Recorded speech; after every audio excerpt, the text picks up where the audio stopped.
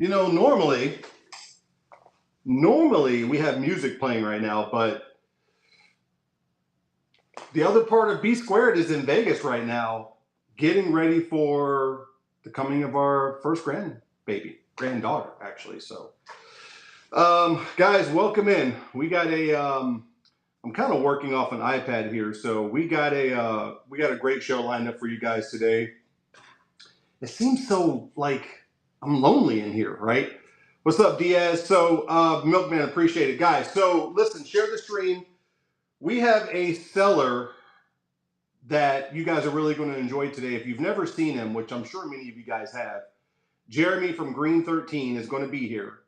I listened to one of his shows the other day, and he has an amazing analysis on why you should not do giveaways. So you guys know we do a crap ton of giveaways. So, you know, it's a little bit of a, I wouldn't say bitter pill, but it's a good insight to different things you can do to get the same result by not doing giveaways and not costing you guys a bunch of money. So he's going to be at the top of the hour, but until we get to then, I got all kinds of stuff for you guys today. Let's see who's in here. Miss B Squared. Billy, what's up, my man? Yeah, Billy, you got to say hi to me. I'm here on the ground, boots on the ground. She's in Vegas. Lemieux, what's up? Miss Big Papa Pump. Rip Run, of course. I know you don't do them. Lola, Tucker. Speaking of which, guys, we got Tucker. Tucker's Treasures is going to be on the 12th, 6/12. So make sure you bookmark that. Great family. The Wonderkin's going to be here. He's going to tell us how he does what he does. Whistling Duck, appreciate you. Yeah, whatever. A natural state of high. Okay, so check it out, guys. A couple things. It's so boring in here. Like I feel like I'm on an island. Okay, so thanks to everyone. We got to 13,000 followers from last week's show to now. We hit 13,000 followers. So normally we do something crazy, but in the spirit of the GreenThirteen interview, we got to figure out whether or not we want to do celebrate with you guys, because our victory is your victory, right? So we love doing that stuff. We're going to do something crazy, I promise you. We just haven't figured out what it is. So, upcoming shows. So, guys, yeah, thanks, Tucker. Appreciate you. And appreciate you, Miss Big Papa Plum. So, appreciate all you guys. So, guys, this is, I know I've said it already, but I feel like I'm the only person on Earth where I feel like I'm broadcasting from an island. So, all right. So, upcoming shows. So we got a bunch of stuff lined up, but next on the 22nd, Locker Blocker. So two amazing women. They run crazy stuff in their shows. They get crazy storage units. So guys, make sure you bookmark Locker Blocker. That's on the 22nd. Luna Loot is on the 29th. One of the exciting new sellers. We met her in Tampa, and she lives in Florida. Both her and her hubby. So she's going to be on the 29th. And we are working on, so you guys may not know this, but Early Bird has a $500 flea market, estate sale, yard sale challenge. So you get $500, and there's an honor system here, of course. You get $500. Whoever buys within that budget, whoever buys $500 and wins, right? We can sell the most amount of items from the $500 allotment that we get. I think we win $100. So just so you know, I haven't bought anything. Okay, nothing at all. So I still got like a week. Trust me, I'm good. We'll find something to buy and sell. So stuff, I will crush you in the $500 challenge. So, you know, Billy, you know, I expressed the same concern. It is the honor system. But, you know, I am trusting that everyone is going to do what they say they're going to do, right? Because I know I'm going to do it. So I think it's a cool idea. $500. I'm just telling you right now, guys, I'm pretty good at that stuff. So, all right, let's see.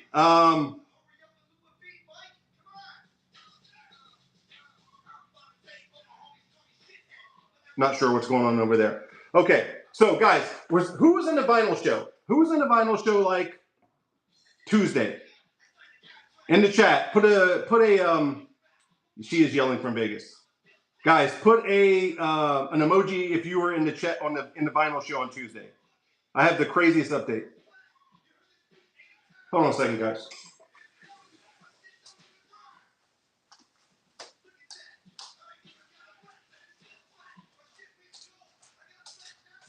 Hey, Google. Stop. All right. I'm not sure how that happened, but Google was playing DMX in the bedroom and it was killing me. All right, guys. We sold a $600 record. 600.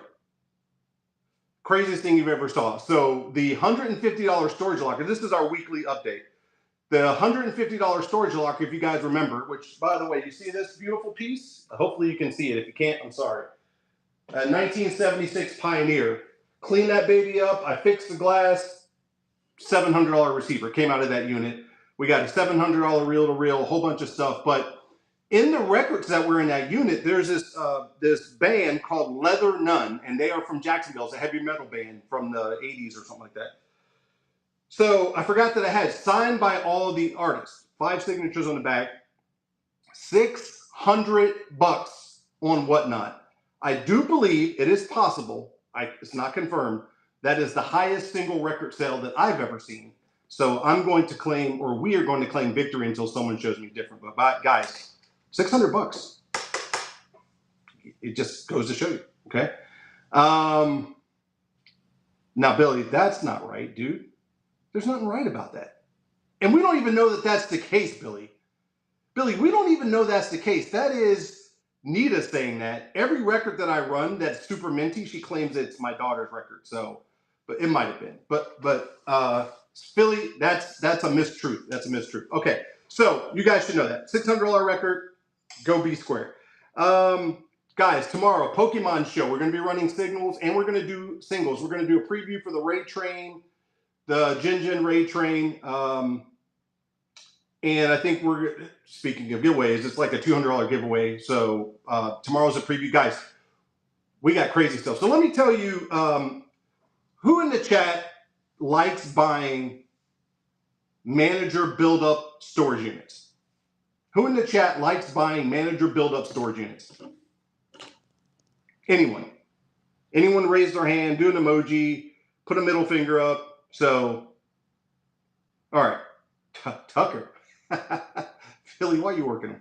So manager build-up storage unit or manager special is basically the manager who you assume, right? This is a whole honor system thing we just talked about. They take miscellaneous and random units that they have on their property, and without going through these units or without searching these units, they put them into one big unit, and they call that a build-up, or they call it a manager special. So anyone that knows that's bought storage units, including this guy, you stay away from those because, in theory, managers have gone through the units and maybe taken what they wanted, or the good items escape. Let's put it that way. So yeah, Miss Big Papa Pump, I don't either, right? Okay. So I'm getting ready for the show the other night, and there's a unit comes up on Storage Treasures. You guys need to hear this because it's just, you need to hear it. And it's like $500. So I'm like, okay, I can see the unit. It's a 10 by 25 or 10 by 30. And you can see Harley Davidson stuff. There's models. There's all kinds of things in there. And I'm reading the description. I'm going, this looks like a good one. I need to buy a unit. And I'm like, okay, this is probably going to end up going for like $800. So bottom line is, it's at $510. It gets down to a minute. Time is ticking down. Time is ticking down. It goes down to 45 seconds. No one's bid, which you guys know if you buy off Storage Treasure, that last 2 minutes is where all the activity comes in. And I'm like, maybe it's the middle of the day. Maybe I'm going to get lucky. So the bottom line is I bid. I put in my bid at 520. Of course, you know, the time resets. It goes back to 3 minutes or 4 minutes or whatever the hell it does. It's ticking down. I'm expecting within a minute that this thing's going to start going crazy because you could see good stuff, or at least what you thought was good stuff. And bottom line is I won for $520. So I'm like, let's freaking go, right? And I'm like, man, the gods must be shining on me today because storage units in Jacksonville, 10 by 20s, 10 by 30s, where you can see stuff, just doesn't go for $500. It just doesn't, unfortunately. So I get to the location, I get in my truck, fly to the location because I don't want them to redeem. And I'm talking to the manager, And I go, well, how was your, your week? 'Cause I'm chatting her up. And she's like, oh, we had 2 sales yesterday. And I'm like, oh, great. Well, I'm here to pay for the unit, blah, blah, blah. She goes, yeah, this is a manager special, blah, blah, blah. I go, whoa, whoa, whoa, manager special. She goes, yeah, it's a manager special. I go, so I open up my app, scroll down, right there in bold letters, manager special. Okay. I'm like, I'm toasted. $530, I'm done, right? So I go, I said to her, I go, in our business, typically manager special means bad. She goes, you're going to like this one. I go, all right. So bottom line is this, guys. I get into the unit. The guy worked for Harley Davidson. There's Harley, brand new with tags, Harley stuff everywhere. Backpacks, bocce ball sets, shirts, jackets, all kinds of crazy stuff. Also, one of the units that made its way to this unit, I guess they were a musician. Yamaha keyboard, acoustic guitars, brand new cymbals, black bear snare drums. Guys, this is the craziest freaking unit. I found money, tactical knives, and, I don't have it. Guys, a 1968 5-speed Schwinn original with the original tires in the back, underneath a bunch of stuff that you could not see. 1968 banana seat 5-speed green Schwinn in the back underneath a bunch of stuff. Crazy, guys. So bottom line is it's 1 out of 100. Pay attention. Don't bid on managers units, but if you get lucky, we got lucky. So we were there cleaning out today. Guys, there's probably $7,000 worth of stuff in that unit. No BS. And you'll see some of that over the next couple of weeks. It's going to take a little bit to cycle through. So there you go. That is I did not ride it whistling. Philly, actually, you know what? Philly, true story. It's in the storage unit. Well, it's in the storage trailer outside. I'm going to put it in the buy it now for this Ray Train on Sunday. I am going to put it in the buy it now. Now, whether or not someone buys it, different story. But I am putting it in the buy it now, Philly. In honor of Philly Flipper, 68 5-speed Schwinn, green, original, by the way. All original. Going in to buy it now on this Sunday. So that's how we get down. Philly, I got skills, man. I could work it. I could pack it. We'll figure that part. Who knows? We'll get to that when we get to it. So, we'll cross that bridge. All right. So bottom line is don't bid on storage units that are manager specials. And if you do, you get lucky, hopefully. So, all right, guys. So 5:43, top of the hour, Jeremy from GreenThirteen. Guys, you're going to like the interview. I listened to his show the other day. It was Sunday, I believe. Sunday, yes, because I went and picked up some Star Wars stuff. And I remember that because the guy was off on Sunday. And he has the most compelling argument. And I'm not saying we should or shouldn't do this. I'm just letting you know because I like data. I'm a data and detail guy. He has the most compelling argument for not doing giveaways.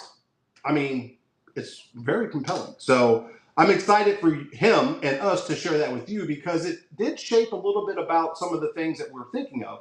Because if you guys remember, we gave you an update. We reconciled our 2024, and we did about $7,000 in gift cards, not including anything else we did. So we were kind of thinking, do we need to do that on this level for 2025? So in combination with what we talked to Jeremy about, some interesting. I think you guys are gonna get some value out of that. So Tara Lynn, Live to Love. Let me see who's in here because Jen, what's up, young lady? Good to see you there. Oh, I see Mike. Mike's going to be in the Ray Train, by the way. Welcome, Mike. Who else is in here? Estate Addicts. So anyhow, so make sure you do not go anywhere because it's going to be a great podcast today. I'm going to ask them a bunch of cool questions and hopefully you guys get some value. So, all right. So, one other thing, guys. We meant to talk about this last week. And I'm sure there's a lot of people in here that do seller help and seller support. Certainly, guys, if you do seller help, seller support, I know obviously Philly Flipper does it. I know Jen's in here. I'm sure there's a couple other people that do that. So certainly shout yourself out because it takes a lot to do. Oh, and I'm sorry. I know Miss Big Papa Pump does it, and I'm probably missing some people. So I'm not doing it on purpose. I'm just going off the top of the head. But I don't know, Philly. I just see your name pop up from time to time. You guys know this, right? As a seller, there might be a little bit of a epidemic happening right now, where if you're not checking your seller metrics, right? Because we are right now, we're qualified for our wings starting May 1st, June 1st. Okay. One of the things that we noticed when we were checking our metrics is we have people that have bought from us. Not a lot, but I guess it's relative, that have bought from us, continue to buy from us, but that have bought from us, not reached out to us where there's a problem, filed a, item not as shown, or INAD, if you're an eBay seller, item not as described, got their money back for an item and we never knew it existed. Okay. And I'm going to say this the best way possible because I love everyone that supports the show, but that's poor form, right? And I guess it would be poor form for us as sellers not to know that. So I'm just saying, if you guys, you probably already do this. If you don't, you got to check your metrics, because I have seen and listened and talked to other people where it has happened lots and lots and lots and lots of times. And it's just not cool. Let's just call it what it is. It's not cool, right? If there's a problem, we're going to fix it. Anybody that knows us, we will fix the problem. Okay. Period. End of story. That's just how we get down, because we appreciate you guys doing business with us. But to buy something from a seller, to claim it's defective, get a refund, not let the seller know, and then continue to buy from the seller and then do it again, I'm just not sure how I feel about that. So guys, in the chat, what do you think? For sellers in here and for buyers, what do you guys think? Give me some feedback. We're waiting for Jeremy from GreenThirteen to come in. So, and again, I'm not here to beat up sellers or buyers or anyone. You guys know how we are. It's never that serious, but it just seems like, guys, look, if I got a problem, I'll reach out to you. And there has been times in the past where we had a problem and we put in for a refund. We probably should have reached out to the seller. It's happened like twice. And from this point moving forward, we will. But that only happened like once. And it's never happened more than once with one seller. Okay, so what do you guys think about that? That's my motto. It's never that serious, because I'm not going to blow a gasket or have a conniption, because life goes on. But it is serious. But,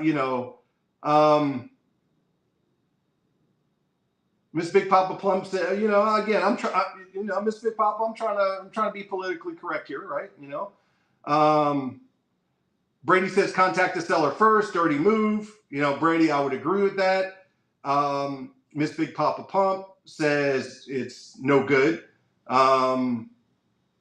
Crystal's Vintage says they know that whatnot refunds without telling the seller, which is true.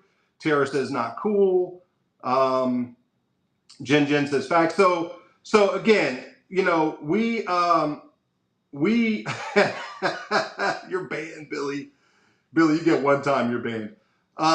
Vintage Seeker says we tried to explain to whatnot. Same person did it 3 times and then is reselling the item. Now that is crazy. Okay. So we have again, full disclosure. I'm a big boy. You guys are all big boys and big girls. There was one seller we did a refund with, and we should have reached out to them. It's someone that we buy from. Should have reached out to them. We didn't. It happened maybe a month or 2 back. And but the reason why we did it was legit. The line of communication should have been there. And again, I'm owning that. But that's one element. The other element is exactly what happens is you're doing it, and then you have people to take those items and resell them, which that's kind of crazy. But then to buy from you, submit a item not as described. I'm just going to call it that because I don't know what the hell they call it here. Item not as described, and then do it again. Item not as described. Do it again. It's like, that's not cool, right? So that's all I want to say about that. But the point is, I'm not here to bitch and moan, maybe a little bit. The point is, guys, in our quest to become a winged seller, because there's some benefits there, we are learning that these little metrics matter. So sellers, check your metrics. That's really what it all boils down to. So And UPS is killing us right now. We had 2 messages. We sent a package from here to, I don't know, Ohio or something. It ended up in Philadelphia, back in Miami, West Palm Beach. I don't know. Bottom line is just sell check metrics. So, all right. Oh yeah, and then you could be like Queen Janine, which is I love Queen Janine, but I don't recommend this. Right? I don't recommend going to the post office and pissing in their Wheaties. But you sometimes you got to do what you got to do. But it's funny. So if you've seen her videos, it's she says they deserve it. That may be true, but they are your friends, Queen Janine. They are your friends. So all right. So today's a little weird. So you guys know GreenThirteen. He has a sub account. So he's going to actually join us from a sub account because we're running a closed show right now. So I'm not sure how that's going to happen. Nita, you got to tell me what to do here because I don't know. We're supposed to be. Are they? Oh, there we go. St. Greg. All right. Let me tune you in. Hold on 1 second, guys. You're going to love this. I'm telling you. Hold tight. This is going to be good stuff. I'm excited. Lola, don't tip, man. Lola, don't tip. I appreciate you. Definitely appreciate you. All right. Here we go. This is the man. I'm excited. Let's double check. Hold on. Let me make sure. I'm on here. You on, Jeremy? I am. All right. Oh, All right, guys. Can you see both of us? I can see both of us. All right. So they can't see you, Jeremy. What? Wait. Hold on. Whistling says no. B Square says no. Queen Janine, not really sure what's happening. Hold on 1 second, Jeremy. Some people say they can see both of you. Some people Yeah. say they can't see either one of us. That's a go out and come back in situation, in my opinion. All right, guys, go out and come back in if you will. Go out and come back in. Okay. So I have a quick comment about what you were just talking about. which part are we talking about? The seller metrics and checking your seller status? No, the part where you were talking about people not contacting you as far as Okay, gotcha. Realize there's a ton of people that just have buyer remorse, and whatnot allows that when you contact them directly. So they're not going to contact you about buyer remorse situations. They're just going to file a simple. That's probably the most of what you're getting, where people don't have the courtesy to contact you. Right. Yeah, and that So makes sense. I mean, that that's sort happens of with.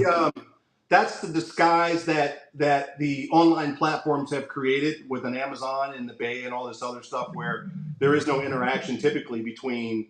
There's not a need for interaction directly between buyer and seller. They just put in an INAD and you get the notification letting you know that you got a return, and then off you go. So yeah. And the reason I know that is because now that we're in charge of our own customer service, the people think they're contacting whatnot, and it's coming to us. Yes. So So I can now tell. was that a beta thing, Jeremy, where now you can handle your own customer service, or is that It slowly is a working beta its way thing. to the platform? It's 100% a beta thing. I opted into it because I know it's coming down the pike for everybody. So I, as usual, want to have the heads, a head start on it, as opposed to being, blindsided by everything. Right. So Makes sense. If you know it's coming, you might as well get out ahead of the train. So yeah, I try. Yeah. all right. So guys, for the benefit of those who may not know Jeremy from GreenThirteen, which I would imagine there's not many people who don't, I have been watching Jeremy shows for probably about 6 or 8 months. Sometimes I'm silent. Sometimes I'll tap in and type in the chat. I'm just a big fan of his very matter-of-fact approach to the platform. It's a very business approach, not much emotion, very data and detail. And it's just good information. I love that format. That's the format that I trained when I was a sales trainer. It's just very straightforward. How do you get results? So over the last probably month or so, I think we've been a little more active in to whatever degree that is in Jeremy's chats. And he's agreed to come on the show and talk to us about all kinds of stuff. And I'm going to pitch to him in 1 second. But what I want to set this up with, chat, is he did a show, and I mentioned this at the top of the hour here, or at the beginning of the show, on Sunday, where he was talking about, which he does a lot, gibbies. Okay, so Jeremy doesn't do gibbies, right? And he has very compelling reasons why, but it's not just for the sake of not doing them, right? So this is where I think the value comes in for today's podcast. It's not for the sake of not doing them. There are alternatives to get the same results without necessarily doing gibbies. And that's what we want to talk about today. The whole show is not going to be about gibbies, because I do have plenty of questions lined up for you. But I do want to talk about that because it's a big topic, right? A lot of people do them. In fact, Jeremy, we were going to do some gibbies today, but I kind of felt like it would not be appropriate in a show talking about alternatives to gibbies. So for that purpose, we're not going to do them. But we do have a show on Saturday. I think it's Saturday, where we're a big Ray Train gibby. I think there's some value there, but we won't get into that, or maybe we get into that later down the road. But so let's just kind of jump right into that. I wanted to kind of set the table. Before we talk about gibbies, so Jeremy, give me some backdrop, man. Like, I know you've been on Whatnot. You mentioned on Sunday shows, but for 3 years. No. I've primarily seen your jewelry shows. I know that you do clothes shows, but give us, for those who don't know you, and for those that don't know you as well or want to get to know you more, give us a backdrop of who you are, where you're from, what you do. Help us understand a little bit more about your stream. Actually, tomorrow will be 4 years on Whatnot. 4 years. That's crazy. That's crazy. Yeah, 4 years. So you've seen everything. And the other reason I know that is today is my birthday, and our first show was the day after my birthday. Happy birthday. Birthday in the chat. Birthday in the chat for OG. All right, so 4 years. That is crazy. Yeah, it is crazy. It goes fast. It goes really fast. And if I'm a little dark, I'm sorry. I probably looks a little dark in here in my room. Oh, actually, let me turn on a light. Hold on.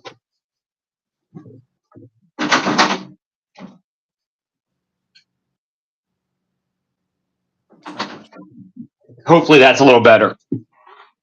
But anyway, what was your question again? I forget now.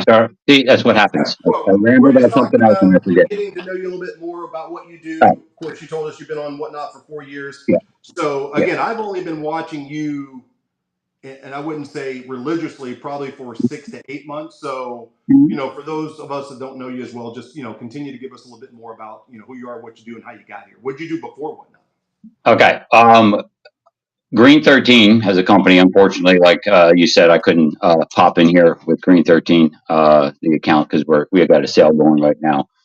But buy and sell business. I mean, I grew up in it. I was steeped in it from day one. I'm a licensed auctioneer. My grandfather was an auctioneer. I had 2 uncles. Two of his sons were auctioneers. So I've been involved in the buy sell community, or that aspect of my life's been apparent the whole way through my entire life. My mom was I call them dirt merchants, not the most friendly thing, but going out and selling flea markets and stuff like that, right? I've been dealing with buying and selling my whole life. About close to 15 years ago now, me and my business partner, Shane, I was in a mortgage business in 2008, fell apart. And I kind of got back into it for a little while. And then after that, me and my business partner, Shane, decided to start selling on the Bay. Long story short, it blossomed into dealing on the Bay, every other platform, the river. I mean, you name it, man. We've tried to sell on it. Facebook, Marketplace, Macari, like everything. We've been involved in every single platform. The river was really one of our biggest things. We were kind of getting to the point where our business was the Christmas cycle, the standard retail outlet where you make all your money from Black Friday on. After that kind of started going sideways, we had a nice big bump from the 2020, pandemic situation where we had a bunch of backlog inventory, luckily, and, made a bunch of money. But after that, things flip-flopped where it was hard for us to, find outlets. And because of their readjustment to sourcing for and other platforms, what we were doing on Amazon became really not profitable. I mean, in my opinion, Amazon kind of turned into a license to steal platform where people were just, 30% return rate as an average on there, and slim margins getting weaker and weaker. That's a recipe for failure. Oh, it's just and we were doing retail arbitrage. I mean, don't get me wrong. I wasn't delusional to the fact that that wasn't going to be a sustainable business model. But the money that we had was pretty lucrative at the time. But the reality of the situation that I knew was coming ended up coming. And then while we were outsourcing to do retail arbitrage, we ran into a person that was just in a random aisle, and we were, I think, looking at Funko Pops.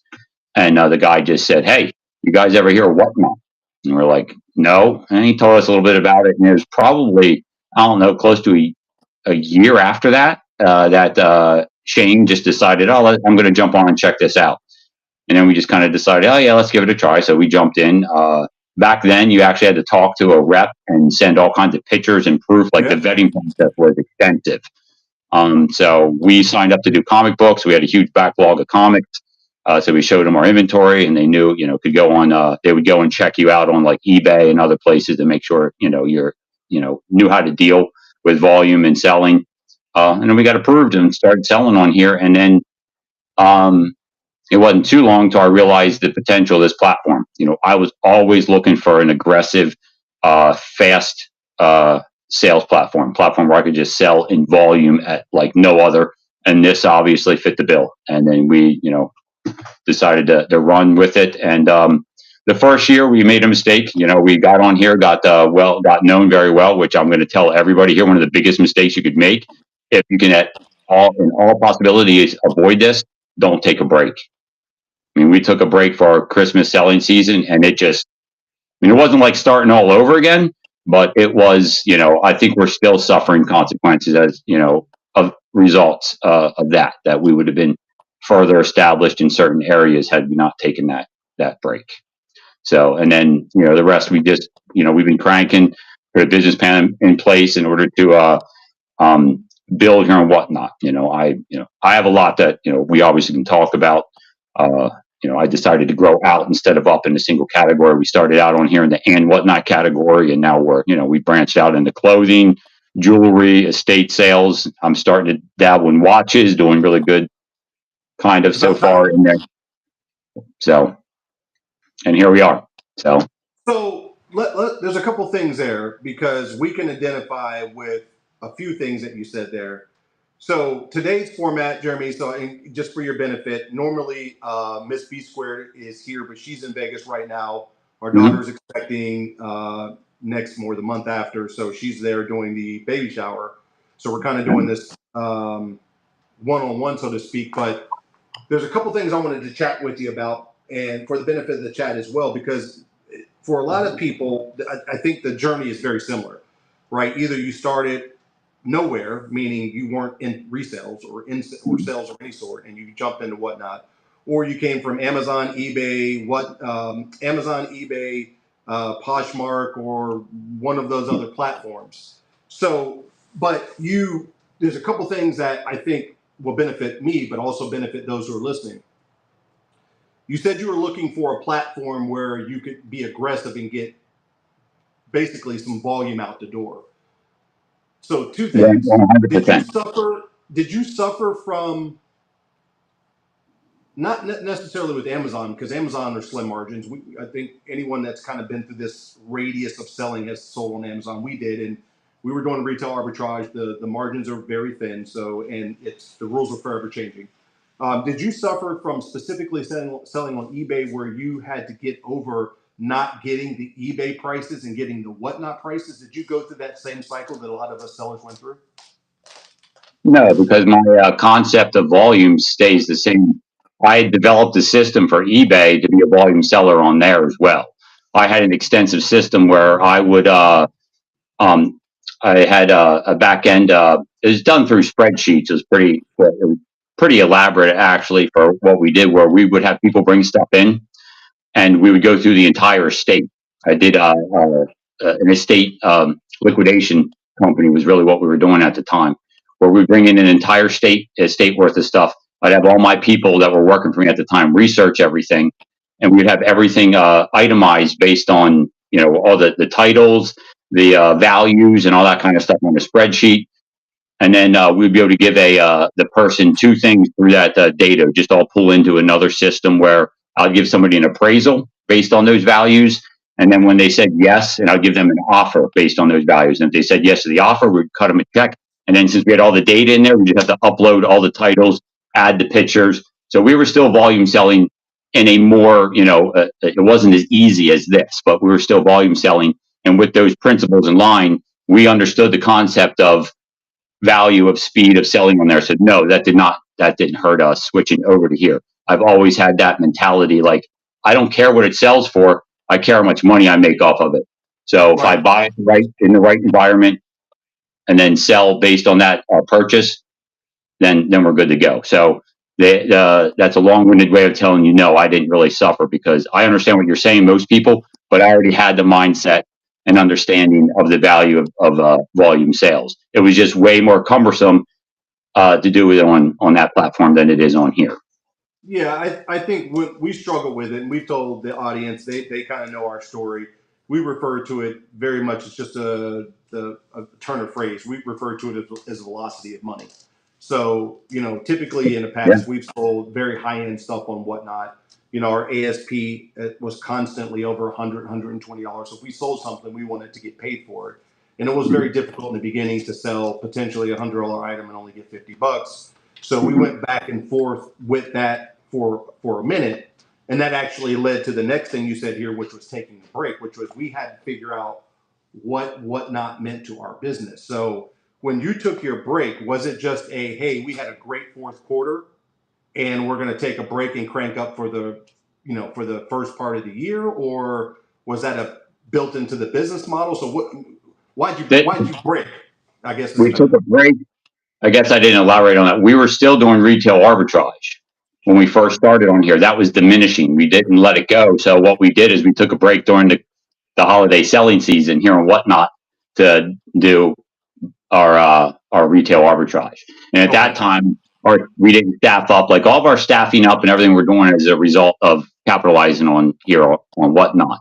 So we took a break from Whatnot because at that time we'd only been on for less than a year. We had started in May, and by October is when we kind of pulled the reins back on Whatnot. Now, we didn't take a full break, but the momentum we were building pretty much stopped, because we went from having multiple sales a week to just deciding to have one, and that's our sort, save, and sell session sale, which is our one that's been around basically since the beginning of our start here on Whatnot. So that is what hurt us, was deciding to stop the incline that we were on, the trending line that we were on, like a rocket ship essentially here on Whatnot, right out of the gate, because of how early it was and the opportunities that were afforded to us being on there that early. We just kind of stopped it and went over to do our retail arbitrage. And it was an unfortunate mistake we made, but hey, it is what it is. We can't go back and do anything about it now. But we had no idea, where Whatnot was really young. You got to understand that too. You have no idea what turns they were going to take, or if at that time, if they were going to continue to get the funding they need to stay afloat, they could have shut down. I mean, they were only 2 years old at the time when we got on here. So, we took that all into consideration as well in what we wanted to do. But, hindsight being 2020, it was an unfortunate mistake. And I think that mistake is going to hurt you no matter who you are and what stage Whatnot's at. You hear me say all the time, the ABS. I mean, that is what we found is the absolute 100%, always be selling success here on Whatnot for any seller. And obviously taking a break goes completely against that. So the reason why I ask you that question, same thing happened to us. I would imagine, and you see Miss B Square just put it in the chat. It literally, we did the same thing. It doesn't matter. I guess it doesn't matter why you do it. The results ultimately are the same. And we had to go through a sort of a mental restructure. And, we were at 5,000 followers in 5 months. So we started in basically January of 2014. We were going hard in the paint, just like, most people do, getting really good feedback, having good shows. And then, you come to that point where you have to evaluate what this platform is all about, right? So you have to get out of the mindset, because we had the eBay mindset, as many sellers do. And we went from running multiple shows to one show like every couple of weeks. And in the moment, you don't realize. So I would recommend for sellers who are in here, just from our experience, obviously Jeremy is sharing the same experience as well. You know, the consistency thing, it sounds like a cliche, but it is very much to me one of the most important factors. We took a break basically the last part of last year, and I believe it set us back 4 months. So you just have to come back and work harder and work smarter and realize that, Whatnot is a parasocial platform. So out of sight, out of mind. You think, hey, I got these people that have bought from us, people that we know, we're in their chats. It's all great. If we disappear for a month, or if we come on every so often for a month, when we come back, they'll greet us with open arms. And that's true, but they've forgotten about you for the most part. So I would recommend for all those in the chat, if you're on a great trajectory and you're being consistent, breaks will kill you, or they'll greatly slow down your progress. So now, all that being said, sounds like we to some extent we had a similar path. So fast forwarding to Whatnot, so now you recognize the platform is viable. It checks the boxes for all the things that you want to do. Let's fast forward to one of the main topics. And again, if you listen to Jeremy on Sunday, which I'm sure it's not the first time he's talked about it, I just got a lot of value. It just forced me to think about some things, right? We'll just leave it at that. But did you start off, Jeremy, doing giveaways? Were you anti-giveaway in the beginning? Did you do giveaways and you came to the conclusion that it wasn't something that was viable for you and your model? How did you get to the point where you created alternatives to giveaways? We'll just kind of phrase it that way. Well, we got to put it all in the context here. At the beginning and Whatnot, first you got to realize the giveaways right out of the gate. You couldn't run items when the giveaway was running when we started, and there was no time limit on how long you could run giveaways.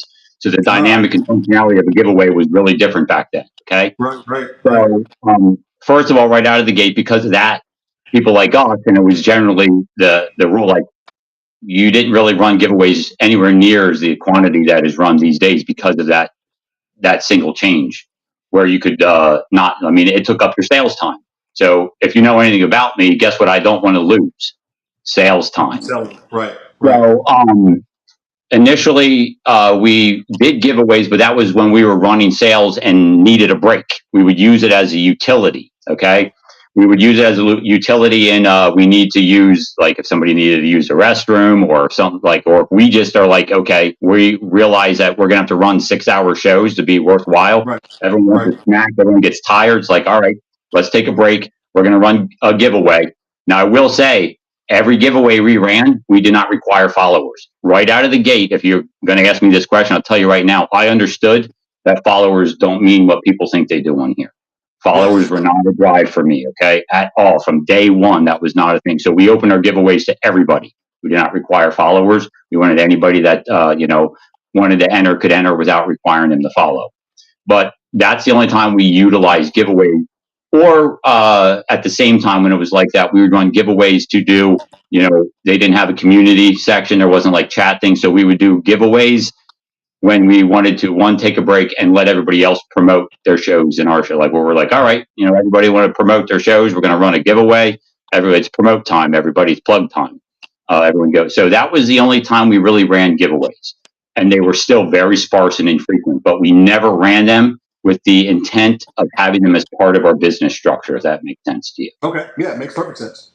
So that's the way we've been established from day one. And the principles you hear me say, that's all. It's something that I kind of determined that those ideas that you heard me talking about were the principles and foundation I was going to build my Whatnot business on from essentially day one. So. Okay. So again, for the benefit of the chat, anyone that knows us knows that we've done a ton of giveaways. So today's podcast is it's not all about giveaways, and B, it's not designed to convince anyone what to do or what not to do. But what I would like for everyone, including myself, to take away from this is the line that you used on Sunday, which is activities that encourage repeat buying. Mm-hmm. Okay. So what I'd like to do, Jeremy, is I'd like to because your foundation was built different, right? You, like you said, at the time where you couldn't run a giveaway and run an item at the same time, I could see how that would be a conflict. But now let's fast forward to today. You're anti-giveaway, or you don't believe it's from what I gather, you don't believe it's the most effective tool to encourage repeat buying. So let's just skip past what you do or don't like about it, and let's talk about if you were running a training class for Whatnot, and the topic of that training class was activities that encourage repeat buying. And of course, one of those activities was not a giveaway. What would you recommend to sellers, regardless of the stage of the selling, new, old, in between? What would you recommend? Give us a couple of ideas on activities Okay. that encourage repeat buying that are not First, giveaways. yeah, the first thing I want to get out of the way here is, and I'm sure you heard me talk about it in my last chat if you were listening, which sounds like you were. I'm not saying giveaways can't work. Obviously, my perspective is I'd rather build on a different foundation than buying. You heard me say instead of pay to play, I sell to stay. And what I mean by that is answering your question here in that statement. The first thing I would tell anybody that's an somewhat easy concept to grasp is, as opposed to giveaways, is deals. And one of the best ways to do deals is loss leaders. Yeah, I know you're familiar with loss leaders. Yep, we talk about that all the time. Yeah, if your crowd's already familiar with it, that is one of the best and simplest ways of providing deals. Now, what you have to understand is it's not only the deal, it's the opportunity for deals. Okay, people will stay and come back and be repeat buyers just because you're giving people an opportunity to grab a deal. And the people that get it or even have an opportunity will repeatedly come back and not only buy but bid. You got to understand, bids are just as important as buying. Yep, How do you, that second bidder is worth, if you sell something for 35, they were worth up to $30 until that person paid the $5. So anything that encourages bidding and buying, and one of the basic and most effective things that is going to get everybody excited is deals. The people coming in are going to stay in. And I think one of the things people don't realize, they pay attention to that red dot way too much. Okay. What you need to do is you need to go look at your metrics and look at how many people came through your sale. Okay. All right. So Jeremy, I'm going to interrupt you just for a second, because one of the tremendous things that I take away from hearing you talk is that I love metrics. I worked in the insurance business. Everything we did was metric based. We evaluate everything on a 15-minute time frame.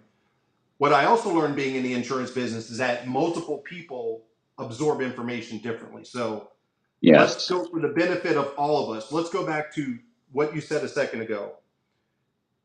Pay to play versus sell to stay. So I'm gonna drill down a little bit on that, and then after we get a little more clarity on how you got there, what I want to talk about is let's look at some specific ideas, things that you are doing very specifically in your business that we can absorb, that are activities that encourage repeat buying and what we classify as a deal. So I want to get granular, so someone that is just joining Whatnot today can walk away from this with actionable items that they can put into their business that will encourage repeat buying. So if you don't mind, pay to play versus sell to stay. Help us understand that, because I wrote that down on my pad from Sunday, and I would like to just have you expound on that for a second. Okay. The sell to stay principle is what it says. I'm providing the drive and draw to the buyers through my sales. Okay. We all know giveaways are already a pay to play principle. Okay. So we're not going to go over that. I'm sure you've talked about that a lot on here, but the sell to stay principle. And like I said, the loss leader, dollar starts, and just understand, I'm not talking about doing dollar starts your entire sale. Okay. I'm talking about, we're talking about alternatives to giveaways. So let's say you decide I'm going to be running 10 giveaways a sale. Decide you're going to run $10 starts throughout the process, throughout the course of your sale, as a simple metric. That is the principle, that someone has an opportunity to get a deal, whether they do or not. The fact that they have an opportunity creates buy-in for you. And that's what I mean by sell to stay Right. instead of pay to play. Providing them those opportunities is going to create a repeat desire for them to come back over and over again. And if you don't provide that to them, they're not going to come back. And loss leaders is one. Loss leaders, and I don't know if people are familiar. I know you probably talk about it. Sounds like you're really familiar with the term. But we really lean into those principles a lot. Loss leaders and dollar starts. As you know, we do all dollar starts practically, except for our closing show, and that's where we built. But we didn't start out at dollar start. We just knew that's the direction we wanted to get because of these principles. But we still occasionally ran things at $1 instead of doing giveaways for these principles we're talking about. So dollar starts occasionally, loss leaders, and the loss leaders don't have to be dollar start. The loss leaders could just be something that you know is going to entice people to stick around, and you run it at a very, very reasonable price. Right. Something fancy, something shiny. Valuable. It's always value to me. Like if fancy and shiny is value to you, profit is value to other people. That's, to me, it's always the common thing for everybody is the monetary value, the perceived deal, or the realized deal that they get. Now, along with that principle, there's two parts here. There's your sourcing opportunities that you have. I run stuff, we're talking about discounted values. That is an entire mindset. You have to get over the mindset of what you were talking about earlier, that transition from eBay prices to here. The solution to that is in your sourcing. So we provide tons and tons of deals. That's just a baked in principle of our business. Okay. And the more you run items, it's the other thing I'll tell you that creates buy-in is people always like opportunity. The more opportunity you give them, the more they're going to stick around and come back.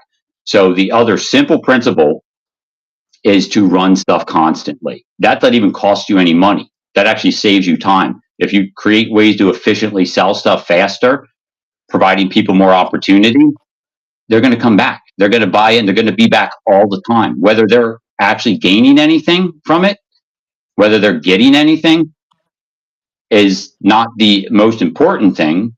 What's important is that they're coming back constantly, and eventually they're going to buy. Okay, but your percentage of buy-in is astronomically higher than running things like giveaway and throwing darts in the dark, hoping that somebody maybe come in, and you can't quantify that. Okay, it's very, very hard to quantify. I like numbers that I can quantify, and that one is virtually impossible to know what kind of rate of return I'm getting on my giveaways. So, Right. So you mentioned that on Sunday, right? mm-hmm. What I took away from it is measurable, right? Are these activities measurable, right? Is there a way that you can measure your return on giveaways? And I think we all know, those of us who do giveaways, that there's no true way you can measure that. So I've been thinking about this for the last couple of days leading up to this interview. So I wanted to talk about something a little bit different, right? Which is, right, you can't measure. There's a huge social aspect, an enormous social aspect to Whatnot, obviously, a parasocial platform. So you can't measure giveaways. There's no data that says if I do a giveaway today and someone wins a pin and they don't buy something today, that there's a probability over the course of X amount of time they're going to show up and buy something. What about the social aspect of it, Jeremy? Like, people show, because you also said something, you asked a question. The question was, why do the majority of people come to this platform? And the thought process would be is, if you're a seller, you come to the platform so you can sell and make money. I've learned from studying people that some people are not money driven. They are driven by accolades, they're driven by participation, they're driven by a pat on the back. There are some sellers that probably don't care whether they may make money or not. They like the social aspect. So that's a very long-winded way of saying, how does giveaways factor into the social aspect? So we have people on our show that we love. I mean, we love everyone. There's people that have been with us day one. And I, as a person, we are very giving people. We've been involved in nonprofits. We've been involved in community stuff forever. I love just giving stuff, right? I mean, time, energy, effort. So there's an element where we do like to give to the chat, and that fulfills the social element. Do you factor that in? I know we're talking hard data, we're talking measurables, we're talking that kind of stuff, but from a social standpoint, Where do you see the value, if any, in giveaways? I still come to my alternatives. My social contribution back is free shipping that I've been doing a lot of lately. The dollar start, the deals and discounts that they get from me. That's no different of a giveaway than an actual legit, you doing a giveaway. And I'm sure you heard me talk about this. I'm not going to go into the specifics, but you can go read some content on freebies and the effects on the human mind, okay, on your brain. Giveaways, when you get something for free, the reciprocation and actual social that you're talking about is not directly linked to you. Okay. Right. When you do that, when you just do a giveaway, it's a thank you. And the loss prevention part of your brain activates from a giveaway recipient. Okay. So what you're searching for is minimally retained as what you're trying to get out of it. Okay. Right. What Right. you're trying to get out of it, that social connection. It's kind of like when you win a prize is way different than when your loved one comes and gives you a present. When your loved one comes and gives you a present, you want to reciprocate. You want to give back in some way, shape, or form. That is where deals come in. The reciprocation part of your brain, anytime you're giving deals, is going to activate, which is what you're looking for. So you're getting twofold. You're getting exactly what you're looking for, and you're getting what you're looking for. You're looking for repeat customers. You're looking for additional purchases over the long period of time, because I'm still dealing with velocity of money principles, where the faster I sell, like I say before and very frequently, I can make $10 10 times over faster than a person can make $90 on one item when you apply all these principles and cruise through, which is what I look to do. And again, I'm not saying that if you're coming on here and your goal is the social aspect, do what you want to be to have that social aspect. But there's a lot of other platforms that you can actually monetize social principles, and this unfortunately is not one of those. So this is why I come on here to sell stuff to make money. But if you're looking for the social and to make money at the same time, it still accomplishes the same thing. Right. The principles that I talk about. And like I was talking to you about earlier with the numbers that come in, all that's happening is when you run a giveaway, there's people coming in all the time. You know that. You go look at your metrics and you can see how many people are coming in. When you're running a giveaway, those people just stop and pause for a while. The same thing happens when you're running great deals and have items in front of the camera for people to see, and you're going to run them. You don't put them in there as bait, to try to get people to come in. You're falling into the same trap as it's kind of like clickbait. You don't do that. Just have the stuff that you're willing to sell in front of the camera, and people stop. The same as they do when you're running a giveaway. And then you're still going to gain all those same social principles. And social principles too involve you being engaging. Okay. So there's people that could have running giveaways on a constant basis. And you see this in shows where they're just like, those robot shows where they're running giveaways all the time, and just, they're kind of like QVC style channels, right? They're running giveaways constantly and selling stuff constantly in the same mantra, the same style. You can tell it's, without a better term, robotic. That they're not getting any social aspect out of it. All they're looking for is the stop and pause from the giveaway. Right. It's just an activity. It's just an activity. Yeah. So I believe, again, these are all principles that I build my business on and believe in. If it was, and I don't know if you heard me say, if Whatnot decided that they wanted to go down an avenue of monetizing outside of sales, where some of that social attributes start become valuable, I would change my business model 100%. Who wouldn't want to capitalize on other monetary aspects? But if I want to be in here for business purposes, this is what I do. If I was here for social purposes, then I'd do stuff differently, 100%. Again, I'm not here to tell you that giveaways won't work for what you're looking to get accomplished. It's just not what I want to do foundationally for my business model. Right. So there's a couple of things. So chat, in the chat, let us know if you do giveaways or if you don't do giveaways. Right. So if you just give us an emoji yes or emoji no. So you said something a second ago, and what I took from Sunday, and this is not the first time you talked about it, I know that, but Sunday was profound to me. I wrote down a bunch of stuff. I took notes as I was listening for the purpose of today's. But you said a second ago, an alternative is free shipping. Mm-hmm. It's not something I've ever considered, something we've ever considered. And if we look at the amount of giveaways that we do comparative to free shipping, I would imagine there's a close, and depending on what you're selling. Now I know you do jewelry and clothes and other things. The states I've seen you live at the houses and that kind of stuff. Mm-hmm. But a lot of times we're running bigger items, heavy items. So free shipping may or may not make sense on that particular show as an alternative. But we did do a costume jewelry show a couple of days back. We did a cross stitch show. We've done Pokemon shows where the shipping is easy, light. You know, Mm-hmm. you're not, it's not big, bulky boxes. I could see in that particular show doing free shipping would be a great alternative, and even potentially less expensive than actually doing giveaways. It's just something I've never thought of until, again, Sunday, until right now. So I think it would be situational, right? Because again, if you're selling big, bulky items, free shipping probably doesn't make sense. Yeah, no. And But if you're doing something small, easy, manageable, free shipping as opposed to giveaways would make a ton of sense. yeah, 100%. You're right on the money there with all that, especially depending on what you do for giveaways. Not to mention everything I fundamentally build my business on is that buy-in principle. And when I do free shipping now, I haven't come to I'm testing long term. I'm looking for long, diminishing returns, what I got to do to make it work, and all that kind of stuff. And if things keep going the way they are, you're getting a little glimpse here. It's so far increased more. I'm getting more than I'm paying shipping out of it, and that's a metric you can tell. You can go in and look at your metrics, look at your average sales price across the board, and then look at what your free shipping costs are. Okay. Now it is light stuff, and you got to make sure it's not as simple as just turning on the free shipping switch.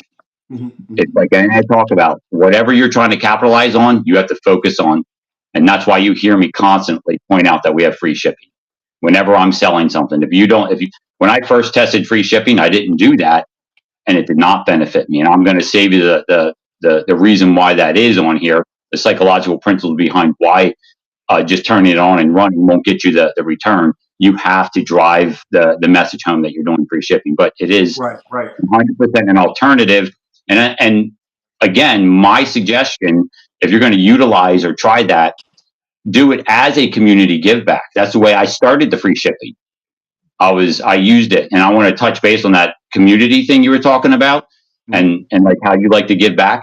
We do that in other forms. We have entire sales. You've only been following us for like 6-8 months. We do entire sales that is nothing but donations to like pet shelters. We do entire sales that the money goes to our mods. We do a mod appreciation sale.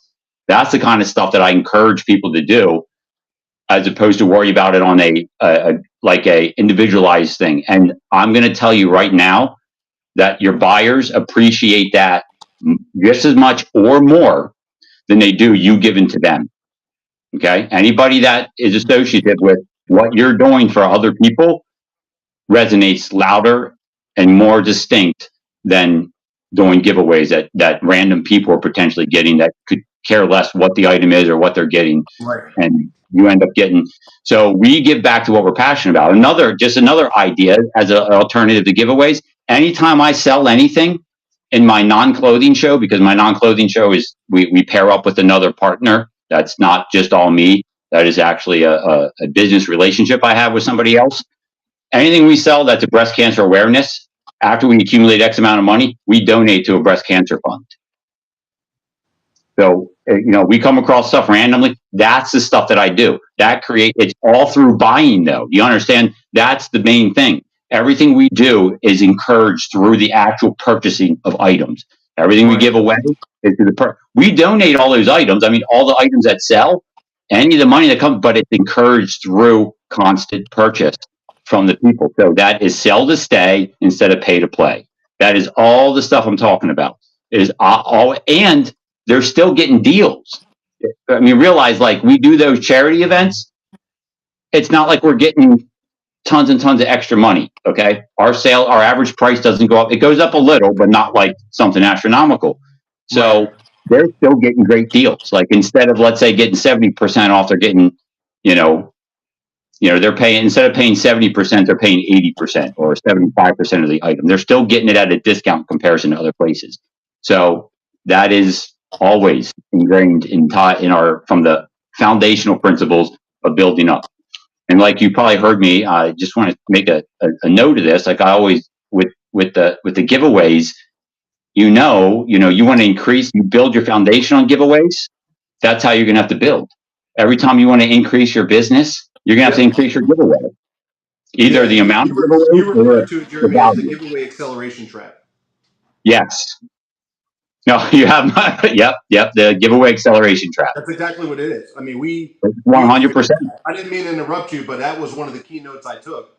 It is exactly that. It's the giveaway acceleration trap. That's just the nature of the brain. You know, if you give away $1 today and you condition the audience to, you know, for that dollar over the course of time, that dollar is going to be $1.50, $1.75 too, so forth and so on. And again, I took away so many things. Not to interrupt, but I would love for you to finish that point. But that was my main thing: the giveaway acceleration trap. Even if the audience doesn't expect it, Jeremy, you've conditioned yourself in your own brain to do it to yourself or to your business. You are 100% right, but the audience will expect it once you start tapping out. And I will tell you right now, the reason I call it a trap is because once you build that, when people here's what the process people go through. I do giveaways, and then guess what? They say, "Well, I stopped." Jeremy said, "Stop doing giveaways." I stopped, and my numbers went down. Of course, they're going to go down. You stop doing giveaways.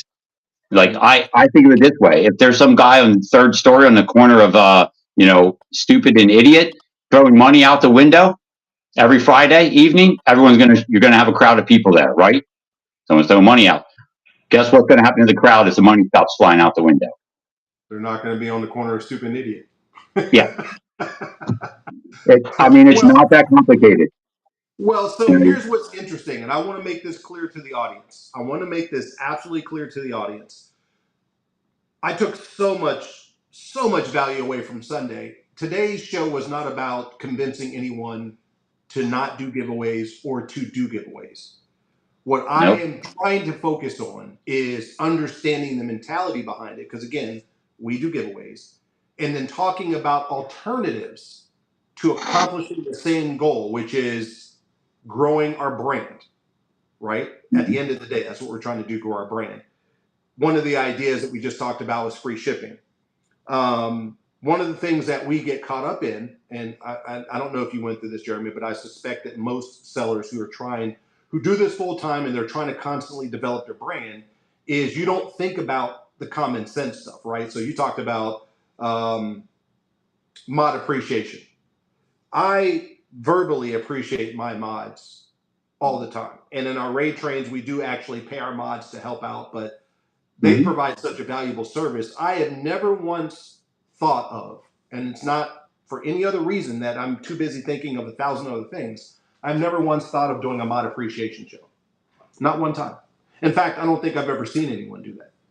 But that's something that we should be doing. So how you put it together is a different conversation for a different day. But you're right, it's those type of things. It's raising money, whether it be for breast cancer or any cancer for that matter, or the homeless shelter, or animals, or anything. Those are things that encourage people to buy into your brand, which is accomplishing what we're talking about accomplishing, which can be done as an alternative to giveaway. So the idea of today is to spark a thought process. I'm dig down with you, get some specific examples that you provided as, do you want to continue to do giveaways or not do giveaways? That's up to the individual. But if you decide to do something different, what are those different things we can do to accomplish the same thing? So I didn't mean to interrupt you, but you literally said it was I don't know why it was so profound to me. It's a giveaway acceleration trap, and we feel it. Us as our brand, we feel it right now. So yeah, I don't know where I was going. I think I probably completed my thought. So you have other question, that's fine. I don't know if there was something else you were looking for out of what you said. You didn't mean to interrupt me. I already don't remember what you interrupted. Even though it flowed pretty well. So. Well, we got a lot of things that we could chat about, so we can. We could go. Honestly, I don't remember what it was either, but it was just a continuation of alternative ideas to accomplish repeat buying behavior. That's really ultimately what we want to talk about today. Yeah. So, And there's a ton. I mean, you're asking these questions.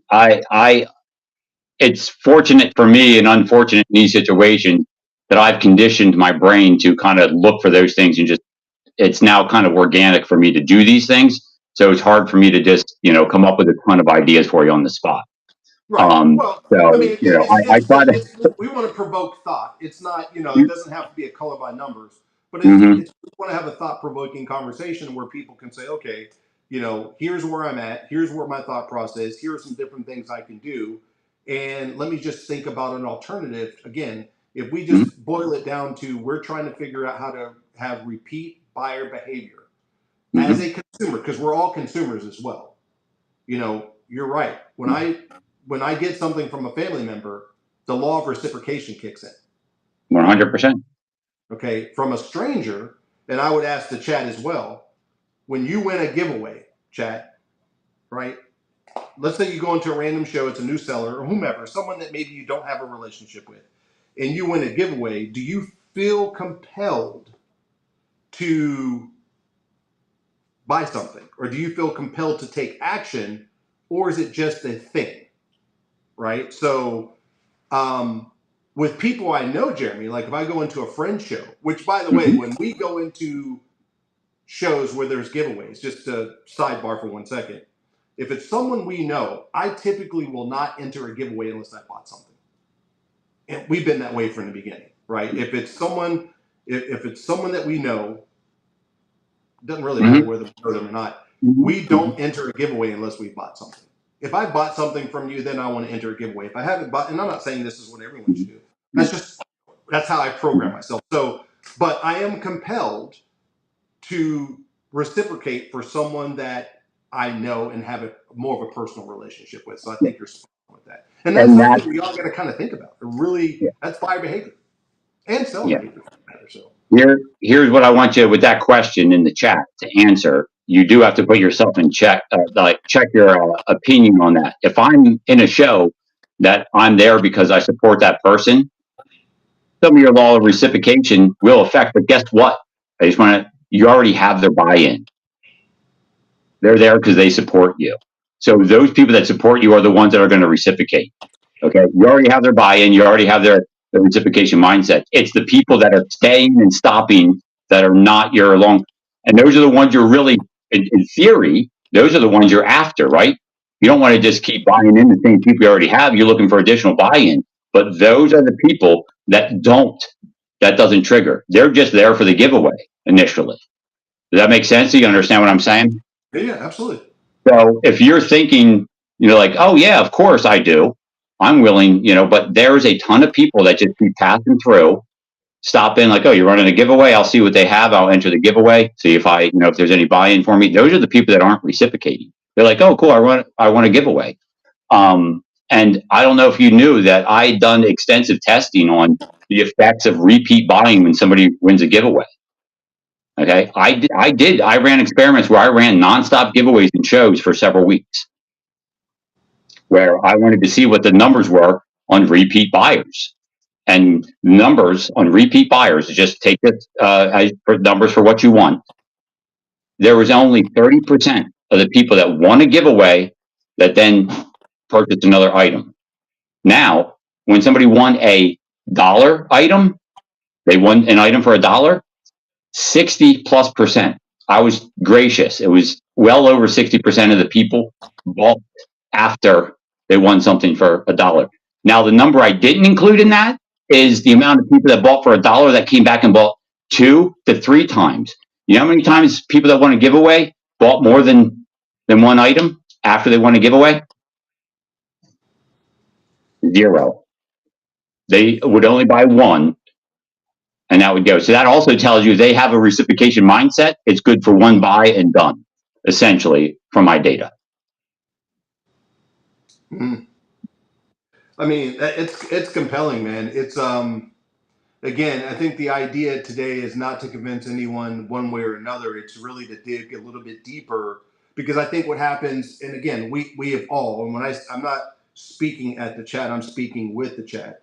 Mm-hmm. When I would imagine when most new buyers come onto the platform, the first thing they're seeing now is giveaway, giveaway, giveaway, and it's one of those things where you almost feel like that's what you have to do to compete, because you've also talked a lot about dollar giveaways, Jeremy, or dollar starts, dollar starts, Yeah. dollar starts. Yeah.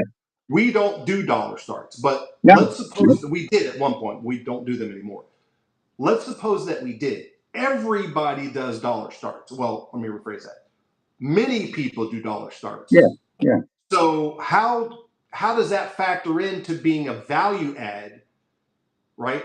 To encourage the repeat buying when so many people do the exact same thing? There has to be something above and beyond Jeremy doing a dollar start versus XYZ person doing a dollar start. Because again, that's one of the big marketing pushes is on the platform. The marketing push on the platform is dollar starts, low starts. So how does that have value to you? How to value to someone else, all things being equal? All things, well, I just want to clarify. Somebody asked a question about, I want to answer real quick. They asked dollar start or dollar start. By the way, guys, questions in the chat. I mean, you can Yeah. I'm not reading them. I mean, let's get Jeremy some questions as well. But yeah, please go ahead. I'm not reading them. I just glance down and saw somebody, and I think this deserves clarification in my statement about the percentages. When somebody won something for $1, someone asked if it was just a dollar start or won something for $1. The reciprocation is when won $1. That's just to clear that up. Now, to answer your question, first of all, I am not encouraging that you go in and just do all dollar starts. Okay. Like I said, we didn't do that to begin with. Okay. We would do it periodically throughout the show as opposed to running the whole show. So that's my suggestion to people, that as an alternative, we're talking about alternatives to giveaways, doing the dollar start. Yeah. Okay. Just want to make sure people understand. I'm not saying, like, because there are some people that interpret my talking about dollar starts all the time as, oh, so you want me to do dollar starts all the time forever? That's not what I'm saying. Okay. I ideally think that is the way you want to go in order to create that buy-in.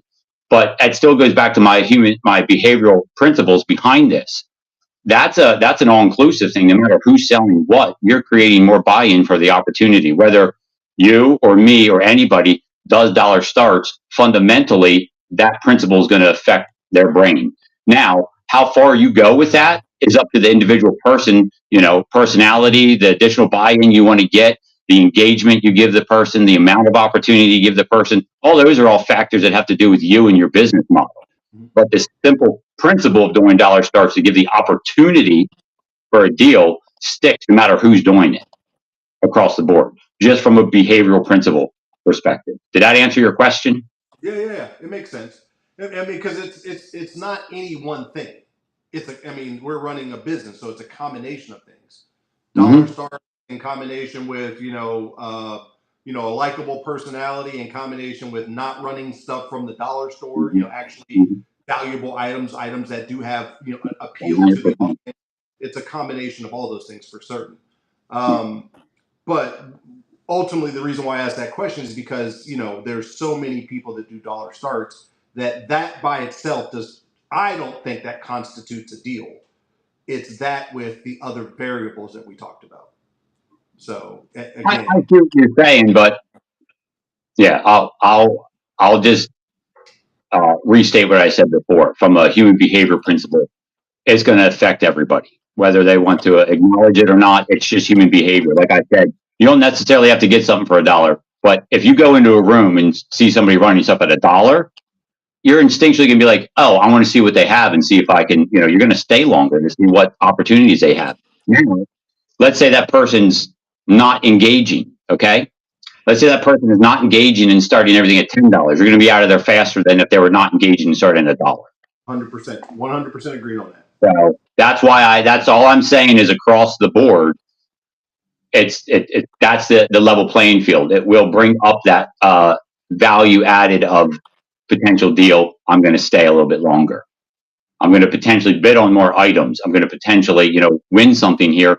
And then if I get a good deal, even if that someone's not engaging, you're still going to return more frequently than you had if they, if they were engaging, you would come back even more and more, but you're still going to come back more than if they were doing $10 starts or $5 starts.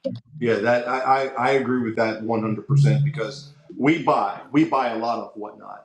And if I go into a room and they have a non-engaging personality, but they're running the rarest of the rare, I'm staying to try to get a deal.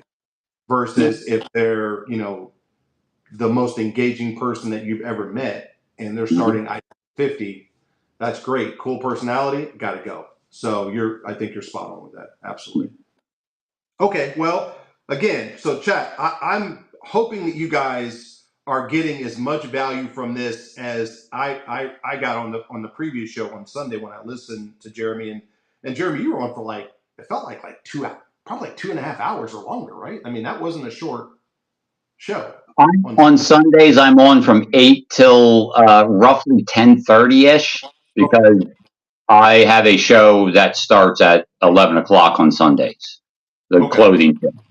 Yeah, I think I was tuned in for, I was conducting business, but I had the show on. I think I was tuned in for about 2 hours of that. I got a whole pad of notes. So that's, I, again, appreciate that, because it's, not a lot of people have time to do that stuff. That's kind of one of the reasons why we wanted to do the podcast, is we are still growing and we will always be growing. So there's so many different people at various stages in their career and whatnot, which is going to lead to my next question here in a second, which is that just so many people need help in different areas. We need help.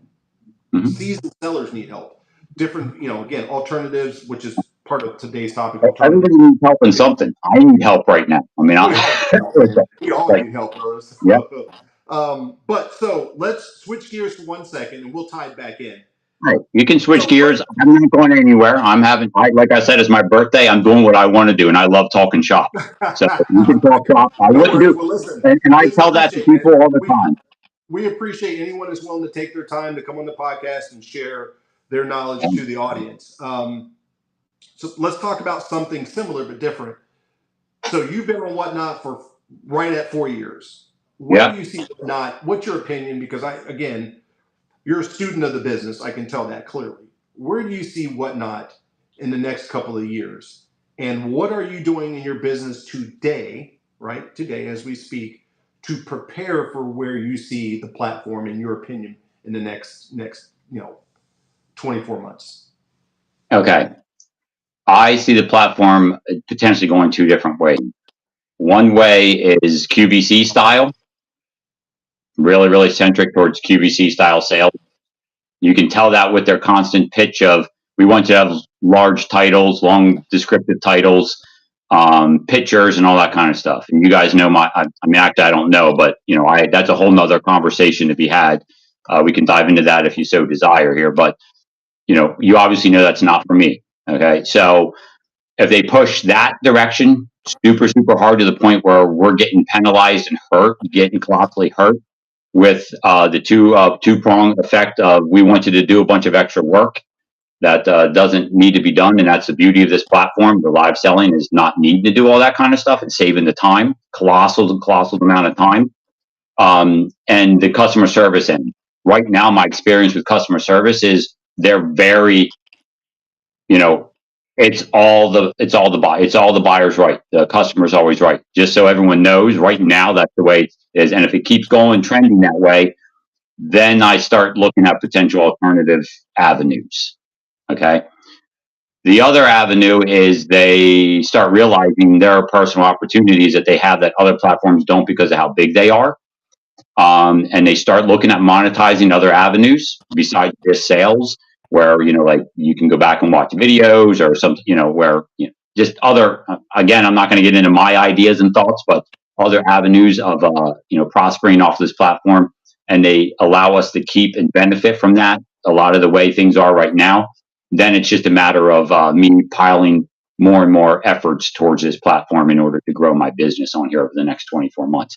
But I am making sure that I'm prepared for either avenue. And I will say, no matter what platform you're on, you get comfortable and successful at this live selling principles, then you don't have to worry, because there will be another platform that is understanding what people are looking for, and they'll pick up.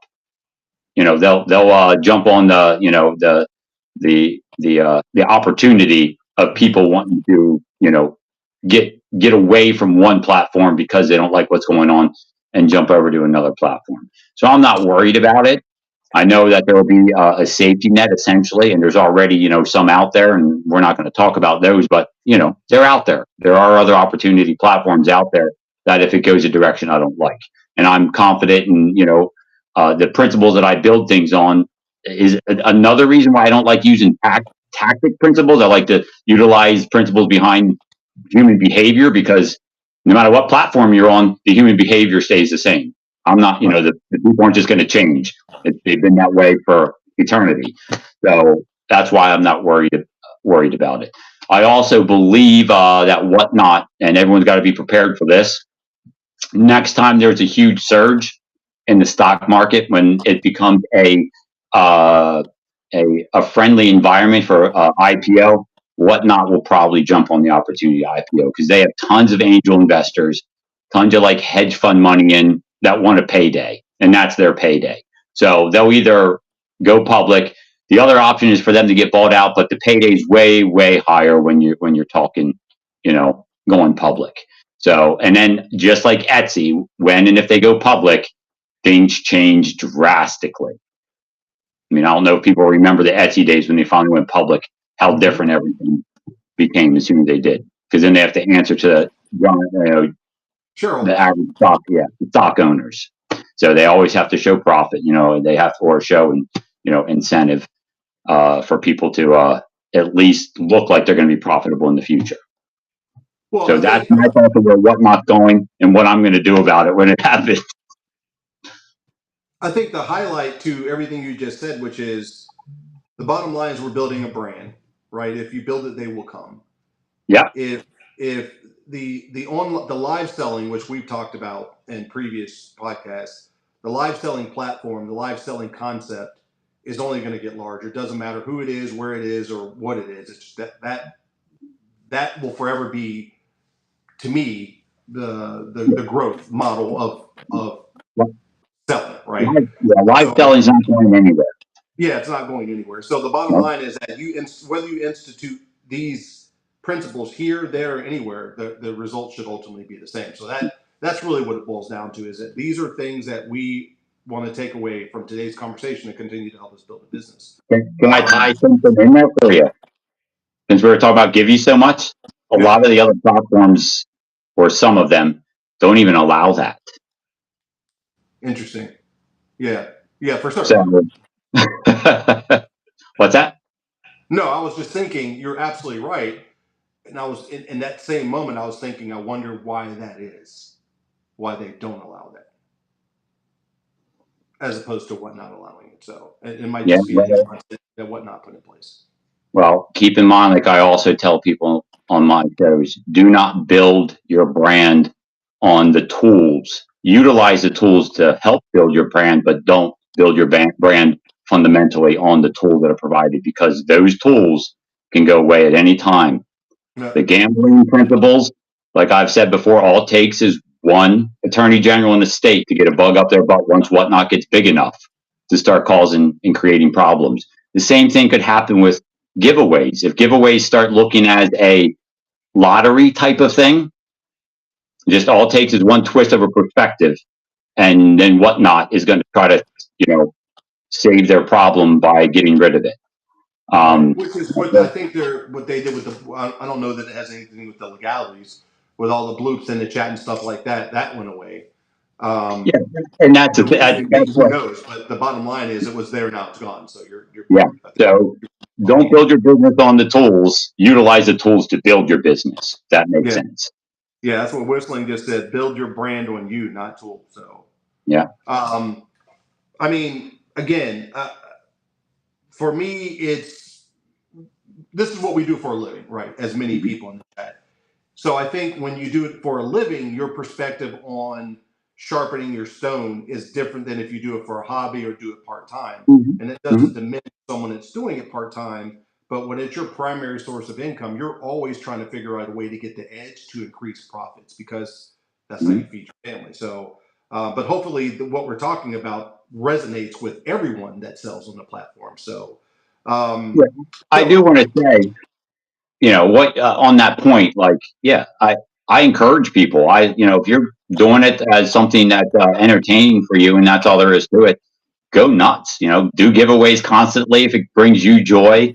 Do whatever you want if it's bringing you joy. I talk about the value of joy, You have your personal hour, your value you put on yourself. And I do the chat shows because I enjoy it. I don't count that as a cost to me being on here.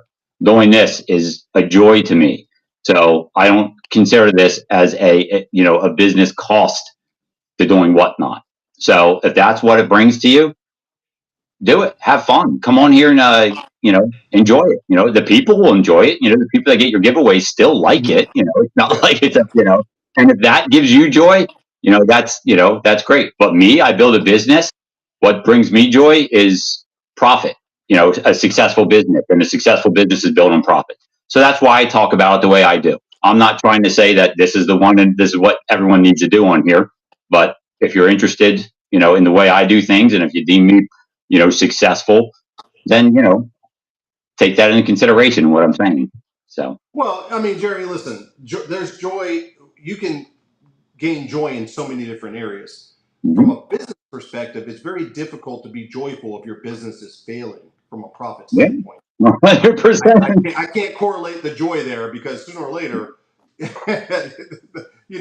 more out than in does not make Bill a happy boy. So, No. but yeah, there's tons of ways to get joy, and you to get joy, you laid out quite a few things that we can implement that can still allow us to run a profitable business, build our brand, and accomplish ultimately what we want to accomplish. So, and again, as I mentioned it before, if we as an organization continue to decide to do giveaways, then we will, us, B Squared, we will do it under a different premise now. And part of that is, can we still do it and accomplish what we want to accomplish from a profit standpoint, from a behavioral standpoint, whether we stop altogether or not, we have to sit and discuss what that looks like because we have built our business model on doing giveaways. So, there are things to be considered there for certain. And that's, good news.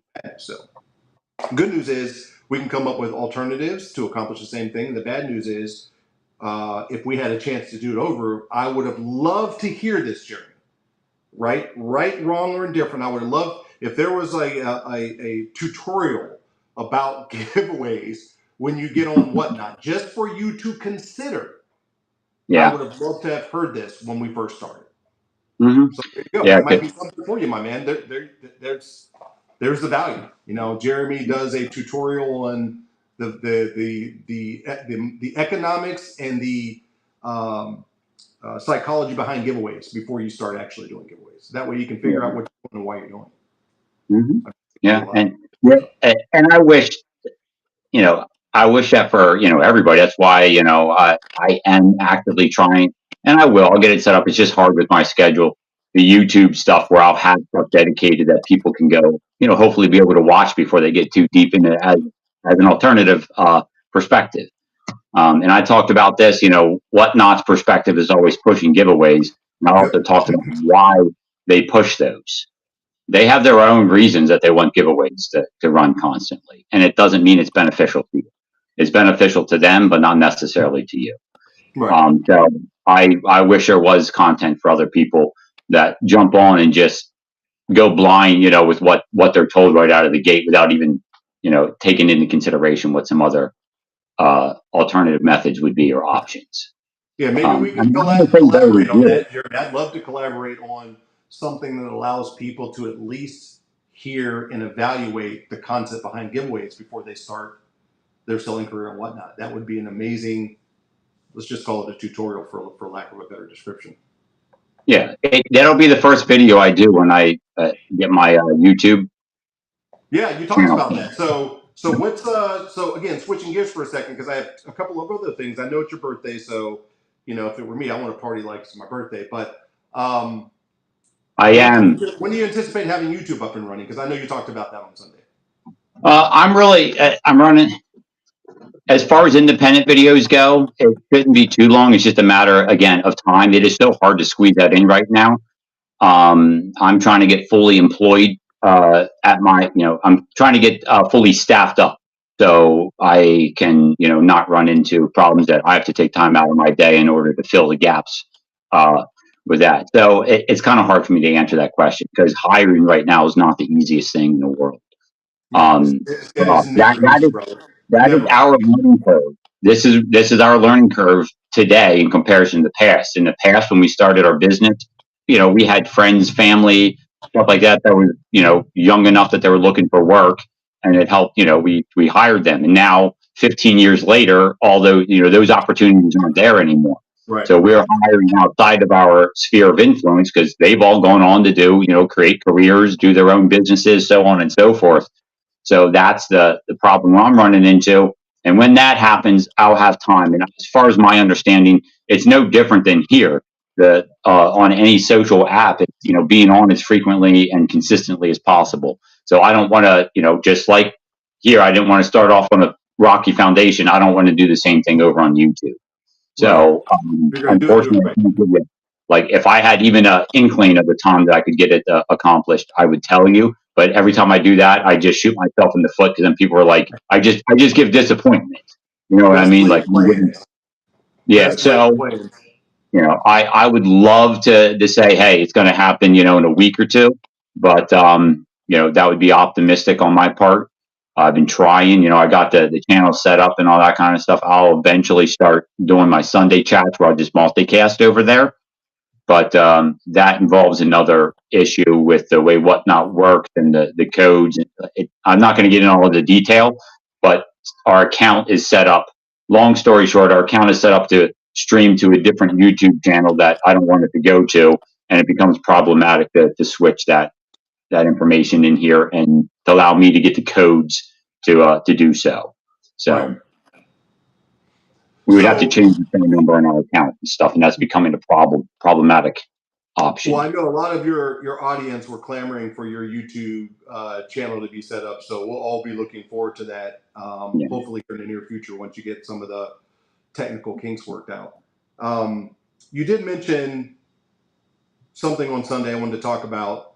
And by the way, so Jeremy, I don't know if you've been on the podcast when we've done mail time. So we do have mail time lined up today. If you guys want us to do mail time, I was actually supposed to be in Vegas, so we hadn't been buying as much. So I have 2 big packages we can open. People seem to love that for some reason. I guess it's our version of live unboxing. You said something I wanted you to chat with the chat about real quick, and we're back to the alternatives to giveaways, right? Or other alternatives to enhance repeat buying activity. So you do a quarterly platinum private sale or diamond private sale? Is that what it was? Is it diamond? Not quarterly. No. The rewards program runs quarterly. Okay. That's the reference to quarterly. Okay. So every quarter, or I'm guessing you're asking about the $10,000 giveaway. Correct. $10,000 giveaway, right? Okay. The way that, and this is just marketing stuff, obviously, and I don't disguise it. I'll tell you exactly what the entire, it paints its own picture. At the end of the year, the last full cycle is when we're doing the $10,000 giveaway that only Diamond members can become a member of, can get into. Okay. Right. Not every quarter. Every quarter. Are you familiar with how do you guys do are you guys involved in that program at all? We do the rewards program. We do. Yeah. So in November is the last full month of before they start the quarter. Like December is the start of the quarter that goes into the next year. Correct. So at the end of November, we are running a $10,000 giveaway and the only way you can get in is if you're a Diamond member. Okay. So it's it's self-explanatory. If you get Diamonds, you go back to Gold. So it encourages you try to stay at you try and get the Diamond, you only go back to Gold, so it doesn't take you as much work to get up to Diamond for that final sale. It's not Diamond across the board, it's Diamonds for when you are Diamond at the time of the sale. And it's in 10,000, if I heard you correctly, it's bullion? If what I gotta just clarify it with Whatnot, I think you're allowed to send checks. I've seen some big sellers that have said that they've gotten it approved to send a check for $10,000. But if Whatnot says no, you can't, because they say you can't send cash. But if I can't, I'm allowed to give bullion, gold bullion, because you can give. Well, hold on a second, Jeremy. I got to clear my ears, brother. So you're going to write a check for 10 G's? To some lucky winner if Whatnot lets me, yeah. And if I'm sorry. not, What are the rules and regulations again in this thing right now? I need to pay close attention. or if whatnot doesn't allow me to write a check, they're going to Right. get $10,000 in gold bullion that they could go to any scrapper and get 10 grand for it. Okay. I'm gonna DM you about how, if you don't mind, how you have it set up. I understand the rules, right? Mm-hmm. Where diamond drops back or drops back down. I Uh-huh. understand what you're doing there, but I Yeah. may need some insight on, because it's a basically it's a year-long contest or a year-long promotion. Let's just call it that, if you will. Correct. Correct. All Yep. right. So I dig Now, it. one thing I will tell you, remember how I said, unless you focus on it, it won't do anything? Right. I'm telling you right now, I'm not focused on it enough. Right. Right. Okay. I do not mention it frequently enough. I do not talk about it frequently enough. So my return on it is not going to be what I was hoping for. I can tell you that right now. By choice or just by No, no, oversight? no, no, no. That's just my mistake. Right. That's my mistake. And in hindsight, it's a very clunky thing to talk about. Like me trying to explain it to you, it's a lengthy explanation. Right. Okay. It's a lengthy concept for people to absorb.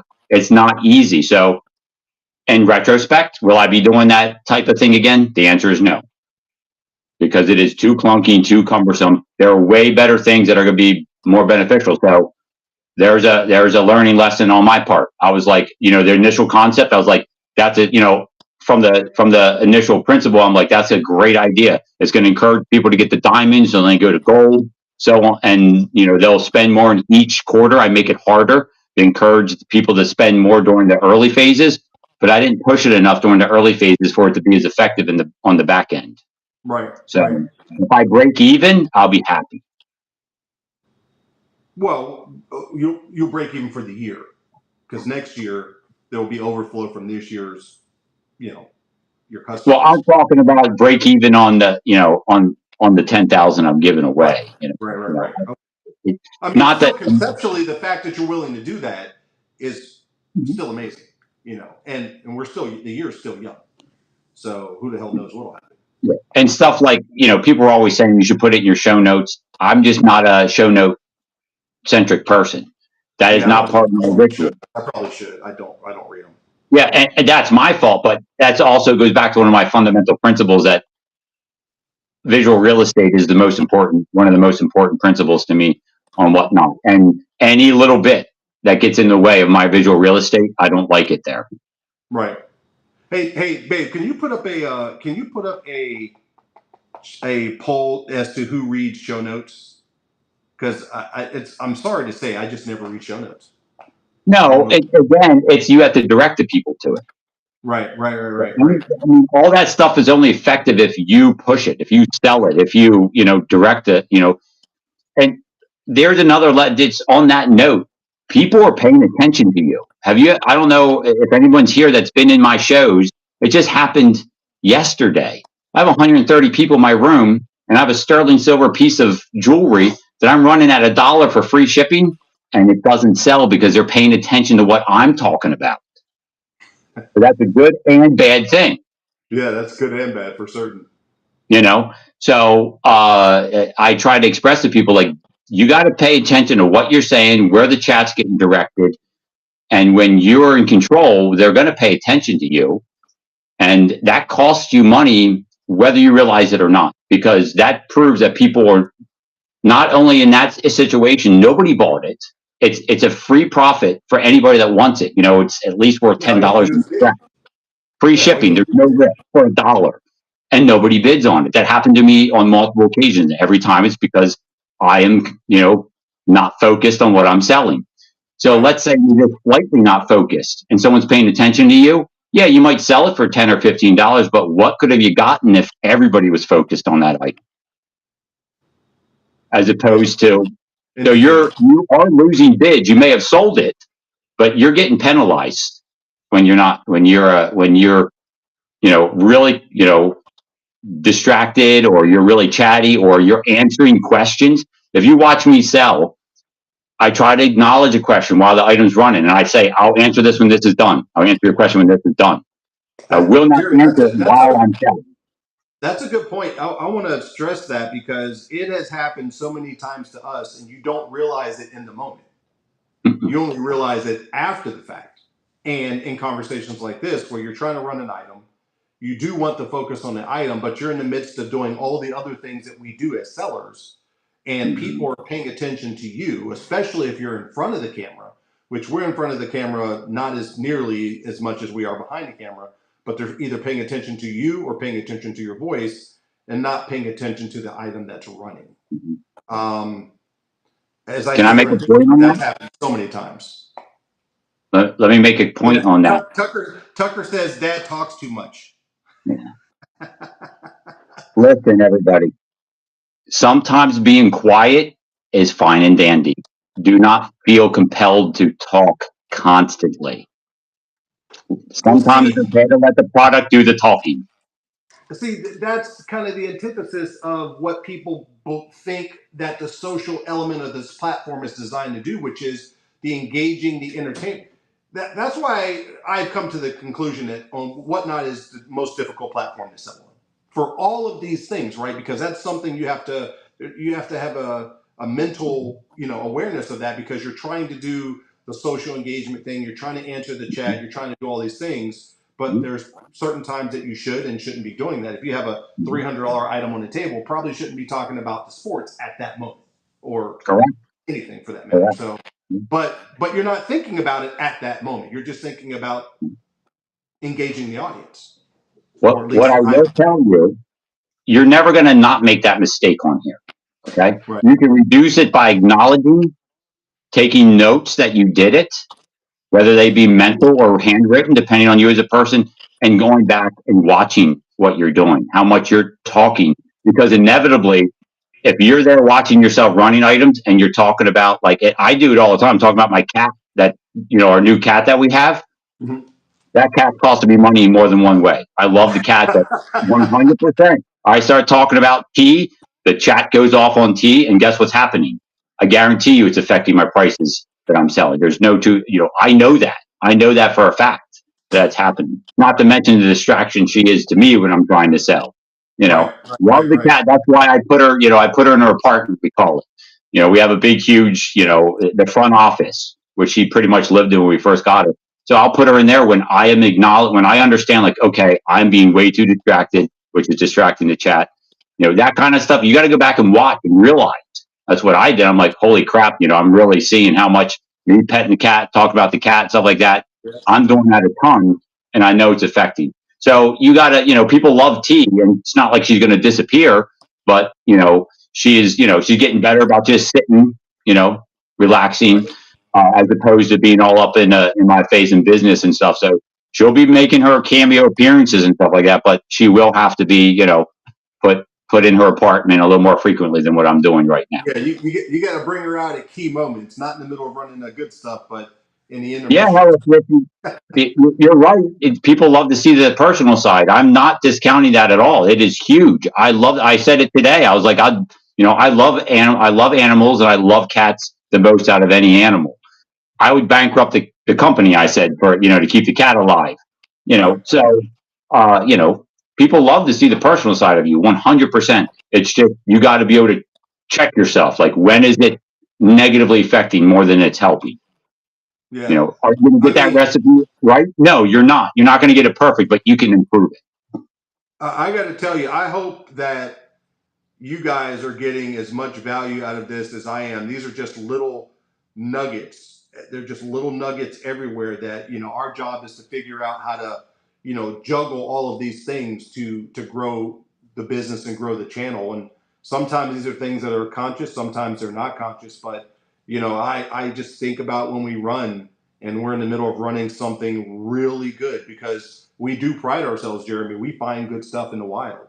And we like bringing that stuff to the platform, but there's certain times you got to shut the hell up and focus on that thing. And there's other times where you may or may not be able to be a little chatty, but probably the time that you're running a $500 Pokemon card is not the time that you want to do a bunch of extra chat stuff. So you want to zero in on that item and get the audience dialed in to what they're actually seeing in front of them. And that's something that I recognize that I have to work on. So I'll continue to do that. So, chat, any other Whistling Duck? Is there any other mod in here that can kick Whistling Duck, who is the mod, out of the chat? Please do that now. You're getting scolded for going overtime, I'm seeing. We love Whistling Duck. So, It's not just guys, Whistling Duck. any question? Any questions for GreenThirteen in the chat? We want to do mail time, and I know it's your birthday, Jeremy. So again, I appreciate you, man. Like I'm thankful. Hopefully, the chat has garnered as much little nuggets. There's so many things I'm going to do when we get off. I'm just going to reevaluate a lot of the things I'm doing. Little, they're all they are minor changes, small adjustments. Is really what it comes to. You want to answer do I offer sponsored giveaways? Do you? Someone's asking. No. I was asked if I do. Oh yes. Well, I'm pretty sure you don't. Correct. No, but the reason I don't mind talking about this, I want everyone to put this into perspective. You got to understand my philosophy on this before, because I think a lot of people actually get upset the way I view sponsored giveaways, right? Because of the way I see things. The way my perspective is that follows have little value. You always hear me say, I'd rather turn a buyer into a follower than a follower into a buyer. Right. Okay. Right. That is my structure. Okay. I want them to follow because they like what I have to offer and how I offer it. I always talk about it. It's not what you sell, it's how you sell. That's what I want people to follow me for. So since I don't follower, and I want to not gloss over that because I have it right here. Buyer into follower as opposed to a follower into a buyer. I will probably tell you that flies in the face of what many of us think about the concept of followers. Yeah, it's all about buy-in. You're not going to get the buy-in from a follower turning into a buyer. Once somebody buys from you and decides to follow, that's another attribute of buy-in to you. They're like, I love what you got, I'm going to follow. If they follow just because somebody else told me to, there's no buy-in. There's no buy-in. 100% agree. 100% agree. So from that perspective, please understand where my perspective is on this. I won't run those because I don't hold any stock in followers. So me personally, I feel that if I were to do that, I would just be taking advantage of my followers, my supporters. Does that make sense to you? That's why I do not do sponsored giveaway, because I feel like I'm selling something that has no value. Other people fundamentally believe it.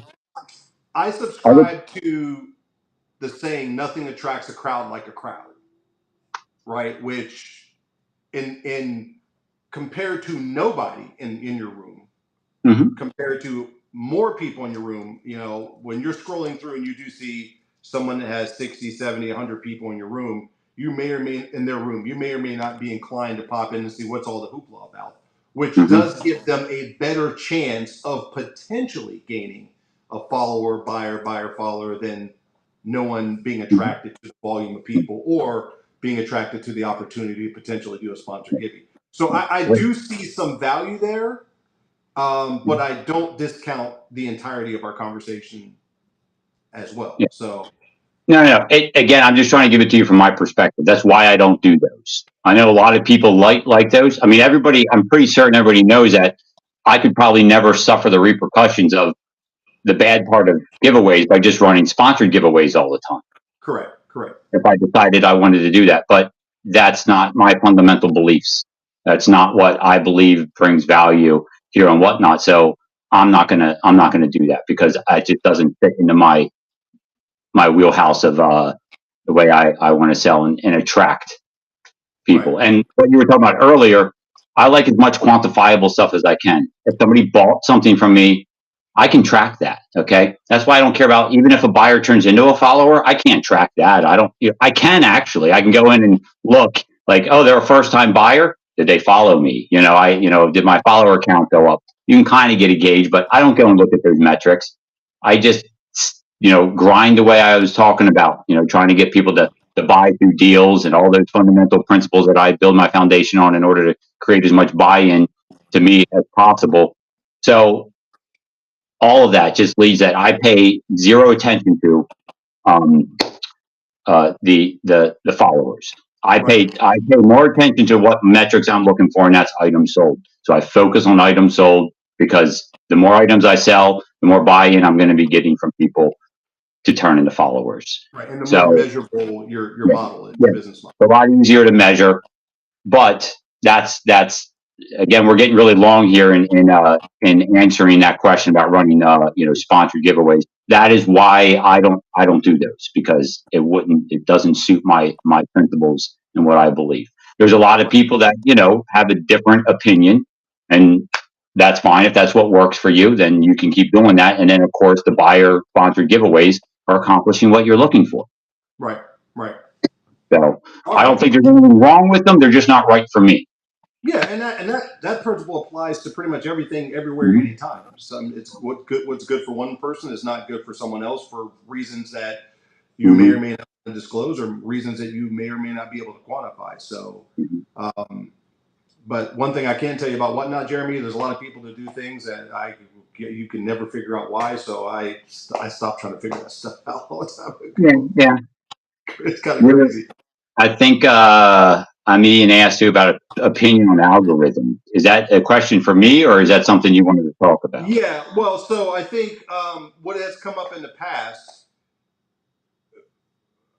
is, do buyers or do giveaways, having giveaways running in your show, affect Whatnot's algorithm? Does it move you higher in the algorithm if you have giveaways running? And I don't know that there is hard data on that, but that seems to be a consensus amongst. Yeah. Well, you want my answer to that? Yeah, I'm 100%. I believe it affects the algorithm, but I believe there's things that affect it more prominently than doing giveaways. Always be selling. Well, yeah, and like you've heard me. I'm guessing you heard me talk. I say this a lot. Let's look at it from Whatnot's perspective. What makes Whatnot money? That's selling items, not running giveaways. Whatnot doesn't make any money off of giveaways. So what are they going to prioritize? They're going to prioritize you selling stuff. Whether it's selling or not, that activity of you running stuff is activity that they want to see. The more, that means you're trying to sell. So they're going to prioritize that. And again, this is my opinion. I'm just looking at, if I was running the company, what am I going to prioritize if I'm here to make money and my main source of money is things being sold? So you're going to prioritize somebody that's running stuff. And if you go and go outside of and see some of the, like, you ever get curious, why is this person with only 20 people way up here, and with the people that are like 50, 60, 80, and 100, and there's other people with that room count, and they're way down here? Go in there. It's probably because they're running stuff on a continual basis. I mean, that makes sense. Whatnot doesn't make money off of giveaways. They make money off of items sold per hour. So from an algorithm standpoint, if they were to promote one show over another, it would stand to reason that you would promote the show that ultimately is making the company the most amount of money, which would be the show that is selling the most amount of items per hour, or running the most amount of items consistently. So I think the theory is activity, but they still prioritize activity. So let's just leave it at that. So yes, giveaways increase activity, which would increase your spot, right? That increases activity, increases your spot. But what's the ultimate activity Whatnot wants? Selling. Yeah. So. Selling. Yeah. Makes sense. Makes perfect sense. All right. So before we do mail time, Jeremy, again, so appreciate your time. I know you're busy with everything you're doing, so for you to take the time to come on the podcast and share your insight, your knowledge, is, again, very much appreciated. Hopefully the audience has gained as much as I have. So before we go, switch gears again. Tell us something about GreenThirteen that the audience more than likely does not know. There's a curveball for you. Hopefully you're a curveball hitter. Something about that we don't. That you don't know. The name has nothing to do with marijuana. Okay. I never thought it did. Really? No, I never thought it did. Wow. The reason I get that question a lot is, if you ever watch American Beauty, the movie. I may or may not have seen that. Yeah. There was and it was actually a government before we got to where it is today in America. There was a government sponsored program that their weed was called G13. Ah, okay. So All right. So GreenThirteen has nothing to do with a previously government sponsored underground marijuana producing. Got it. that's funny, because that was always like the number one question you would always ask. Was that have to do with marijuana? It's like, no, it does not. All right. All right. Excellent. All right. Well, that's good to know, man. That's good to know. That's not to say that, we're not familiar with GreenThirteen. It's just to say that those names are related. So, Yeah. all right, my man. Listen, again, greatly appreciate you, Jeremy. GreenThirteen. Before we go, what do you got coming up? What shows you got coming up? What's on deck? I know you're running a show right now on your GreenThirteen channel. Yeah. But what do you got coming up in the near future? What's your Every day we got 1 to 2 shows. So let's see, what day is today? Thursday, tomorrow. We normally had 3, but we just lost one of our employees that was running our 3rd show. So tomorrow we got our jewelry in the morning. We got our short save and sell session in the afternoon. Saturdays, I will more than likely be continuing to do pop-ups for Sterling. I do Sterling sales on Saturdays. Sundays is my chat show at 8 a.m. Eastern Standard Time. And then that's at 8, and then around 11 o'clock, it's 11 o'clock, our clothing show goes on. And then in the evening, sometimes I do a chat show pop up on Sundays. Monday morning is our mini Monday. Monday evening is jewelry with Nicole. Tuesday morning is jewelry with me, 8 a.m. Tuesday evening is clothing. Wednesday morning is our It's About Time watch sale. Wednesday evening is jewelry with Nicole. Thursday morning is jewelry with me. Thursday evening is closing, and then repeat, rinse and repeat. Brother, I hope you have some sort of like a note card or a schedule in front of you, because that is a lot of stuff to just remember like that. Well, it developed over time, so it's easy to remember. We add them as time goes on. So yes, I remember the schedules. Yeah, I can't remember what I did at lunchtime today, so kudos to you, man. I got to work on the memory part, I suppose. So, all right. Yeah. Listen, based on that note, I'm more than happy to come back. I like this. Like it's kind of hard when I do my chat shows. You know how it is when it's just you doing the chat. This back and forth is a lot better because I don't get to hear like some of those questions that you really want to know about and what you want more granular data about or information about. So yeah, you can have me back anytime you're interested. Absolutely, man. If you're absent in person, let me know. We would love that. We would love to have you back, dig in a little bit, look at some alternatives to some stuff we've talked about today. Because again, I'm sure you have a laundry list of questions you didn't even get to. Man, holy brother, listen, these are all things that are going to help us grow our business. And at the end of the day, help us better understand the platform, better understand our metrics and the things that it takes that we oftentimes don't look at, the behind the scenes stuff, and then just tips and tricks, how to get better at how we get better at our trade. And that's what this is all about. If we're going to be on this, if this is how we earn a living, if we're going to be part of this growth model, then I think we all want to be as effective as possible. So, and you've given me a lot of stuff to think about. Hopefully the chat, again, not to be repetitive, that they've gotten as much value as I have. And just love the fact that you took the time to come on and chat with us, man. So we really appreciate it. I'm just curious about this. If you ever want to consider a back and forth chat about sourcing, because it seems like that's a very hot topic that people. Listen, that's a hot topic, brother. In fact, that is the hottest topic. I'd love to, man. Let's exchange some DMs on that and figure out a way to do that, because sourcing is the driving factor behind everything we've talked about today. If you have the ability to source correctly and source at the right cost, it allows you the flexibility of doing all the stuff that we've talked about, which is creating alternatives, offering dollar starts, doing crazy promotions. It allows you to do all that. If you have a $20 cost basis on something you're trying to get $25 for, your numbers are too tight to do anything. So you're forced to take a certain course of action. Whereas if you know how to source effectively, it gives you the latitude to pretty much do what you want, which ultimately creates value to the buyer, in my opinion. So, yeah. All right, awesome, my man. Well, listen, enjoy your birthday. We're going to do mail time. Again, man, thank you so much. We're very appreciative. And guys, hopefully you got some amazing stuff. And yeah, if you want to, Jeremy, you can stick around. Like I know it's your birthday, but you can kind of see what we do on mail time. We only have 2 packages. So we open the package live so that the audience can see how we as buyers, because we're sellers, of course, but how we as buyers receive our packages. We don't disclose who the sender is. And we pick the best package, and the best package is the highlight, the spotlight seller of the week, and we shot that seller out and say thank you for sending the package in a all right. We got a little 6-pounder over there that's begging to go out. So Jeremy, if you want to hang out, that's cool. If not, I'm gonna grab the packages, bring them over here, and we're gonna do mail time real quick. So if you got time, man, take like If 10 you only minutes. got 2 packages, yeah, I'm more than happy. Yeah, I we'll grab the allotted packages. All I right, guys. allotted So 2 give me hours. 1 second.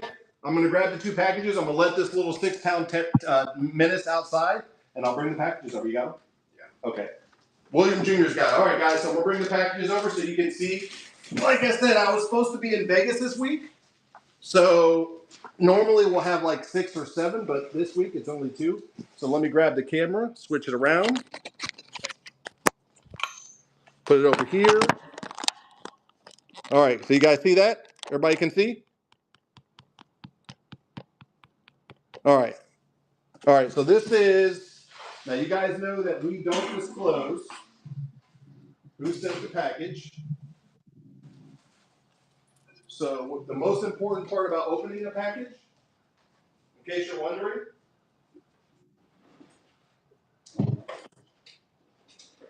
is you gotta have something to open it with. All right, so here we go. So this is package number 1. We got the label covered up so you guys can see that. All right, let me just make sure. All right, here we go. So normally we have music. When Mrs. B Squared is here, everything runs so much more smooth. This is like, I'm like a caveman doing this without her here, so you need to hurry up and get back from Vegas. All right, so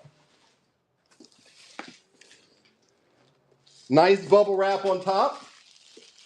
This will be recycled, by the way.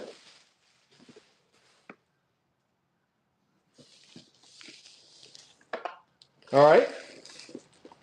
Apparently, I'm the proud owner of a Vera Bradley purse with something inside there. All right, so you see it, guys. We don't go through the whole thing, but basically what we're doing is we're looking to see if you receive this, would you be happy or not happy, or do you have feedback? All right, guys, so this is package number 1.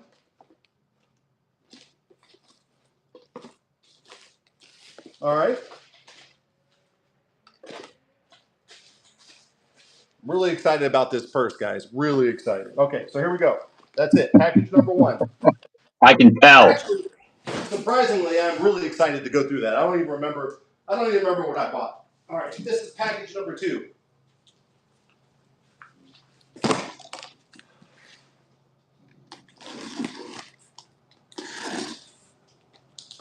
You're getting an abbreviated version of mail time, Jeremy. So normally, like I said, we have 3, sometimes 4, sometimes more. All right. Plenty of shipping supplies on top. This will be recycled as well. That goes out so you don't see who it is. Pretty much everything is individually wrapped. Love poly mailers. I'll be recycling those because we use a lot of poly mailers. All right, guys, so here you go. You can see it. Oh, well, you can clearly see what I got in the bottom. So this will be on the Ray Train Saturday, in case you guys were wondering. All right, so this is package number 2. So you see it, guys. So Jeremy, can you vote on your end? Can you vote? Does it give Oh, you the option to vote? yeah, I can vote. Yeah. All right, guys. So package number 2 and package number 1 with the Bill Vera Bradley. So I think we already know where this is going. All right. So I don't think there's anything wrong with package number 1. It just package number 2 looks better, right? I mean, that's what seems to be the consensus. All right. Now, so let's see who this is. Oh, Well, package number 2 is our next week's chat guest, Luna Loot. Is she in here? Luna Loot in here? This is Miss Luna Loot, who is going to be our next week's guest. There it is, guys. So, Jeremy, it has been said, just for your benefit, it has been said, people that are sending us packages, and I think we got a package from Luna well before we started doing our podcast. They know that we're going to do mail time, so we have built in a mechanism to get better packages. That is what's been said, but that may or may not be the case. Either way it goes. Either way it Hey, goes, that's a Jeremy, it nice works well for us, strategy. man. But yeah, Luna Loot. Can someone please tag Miss Luna Loot and Mr. DRW in the chat? We love to tell them thank you as usual.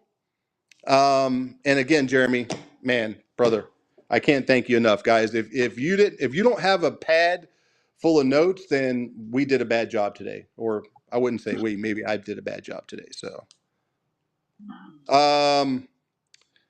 Luna is there. Luna, your package again, spectacular. So guys, Whistling Duck, thank you very much. You did tag Luna Loot in. Spotlights over the week, guys. Luna, we met them in Tampa, both her and DRW, amazing people. Make sure you give her a follow. She has great shows, always has good stuff, always has unique items, and just in my opinion, a pleasure to watch sell. And is growing their channel very rapidly. So, guys, make sure you support them. So, all right. Jeremy, we love you, my man. I'll be tuned in to one of your 62,000 shows that you have coming up in the next 30 days. And I would love to pick up that conversation on sourcing. I really would. I think it would be great. I appreciate you having me on. I had a lot of fun. Like I said, I enjoy talking shop. So whenever you're interested, Appreciate you, my man. let me know. Happy birthday, brother. Enjoy. Every year that goes by is a blessing. So as we get older, we realize how valuable it is these days that are given to us, man. So enjoy your birthday with friends and family. Yeah, will do. All right, my man. Love you, Jeremy. Thanks, brother. Appreciate you. Yeah. You gonna kick me out? Let's see if I can get you out of here. All right. All right. I'm going to take you off, Jeremy, and we're going to raid somebody, and I'll shoot you a DM, my man. Okay. Appreciate it, man. All right. Thanks, brother. Appreciate you. Yeah. See ya. All right, guys. We love you. Let's find someone to raid. Thank you for tuning in. Miss Luna Loot's going to be here next week. Don't forget, we have Blocker Blocker coming up. We have Tucker's Treasures coming up.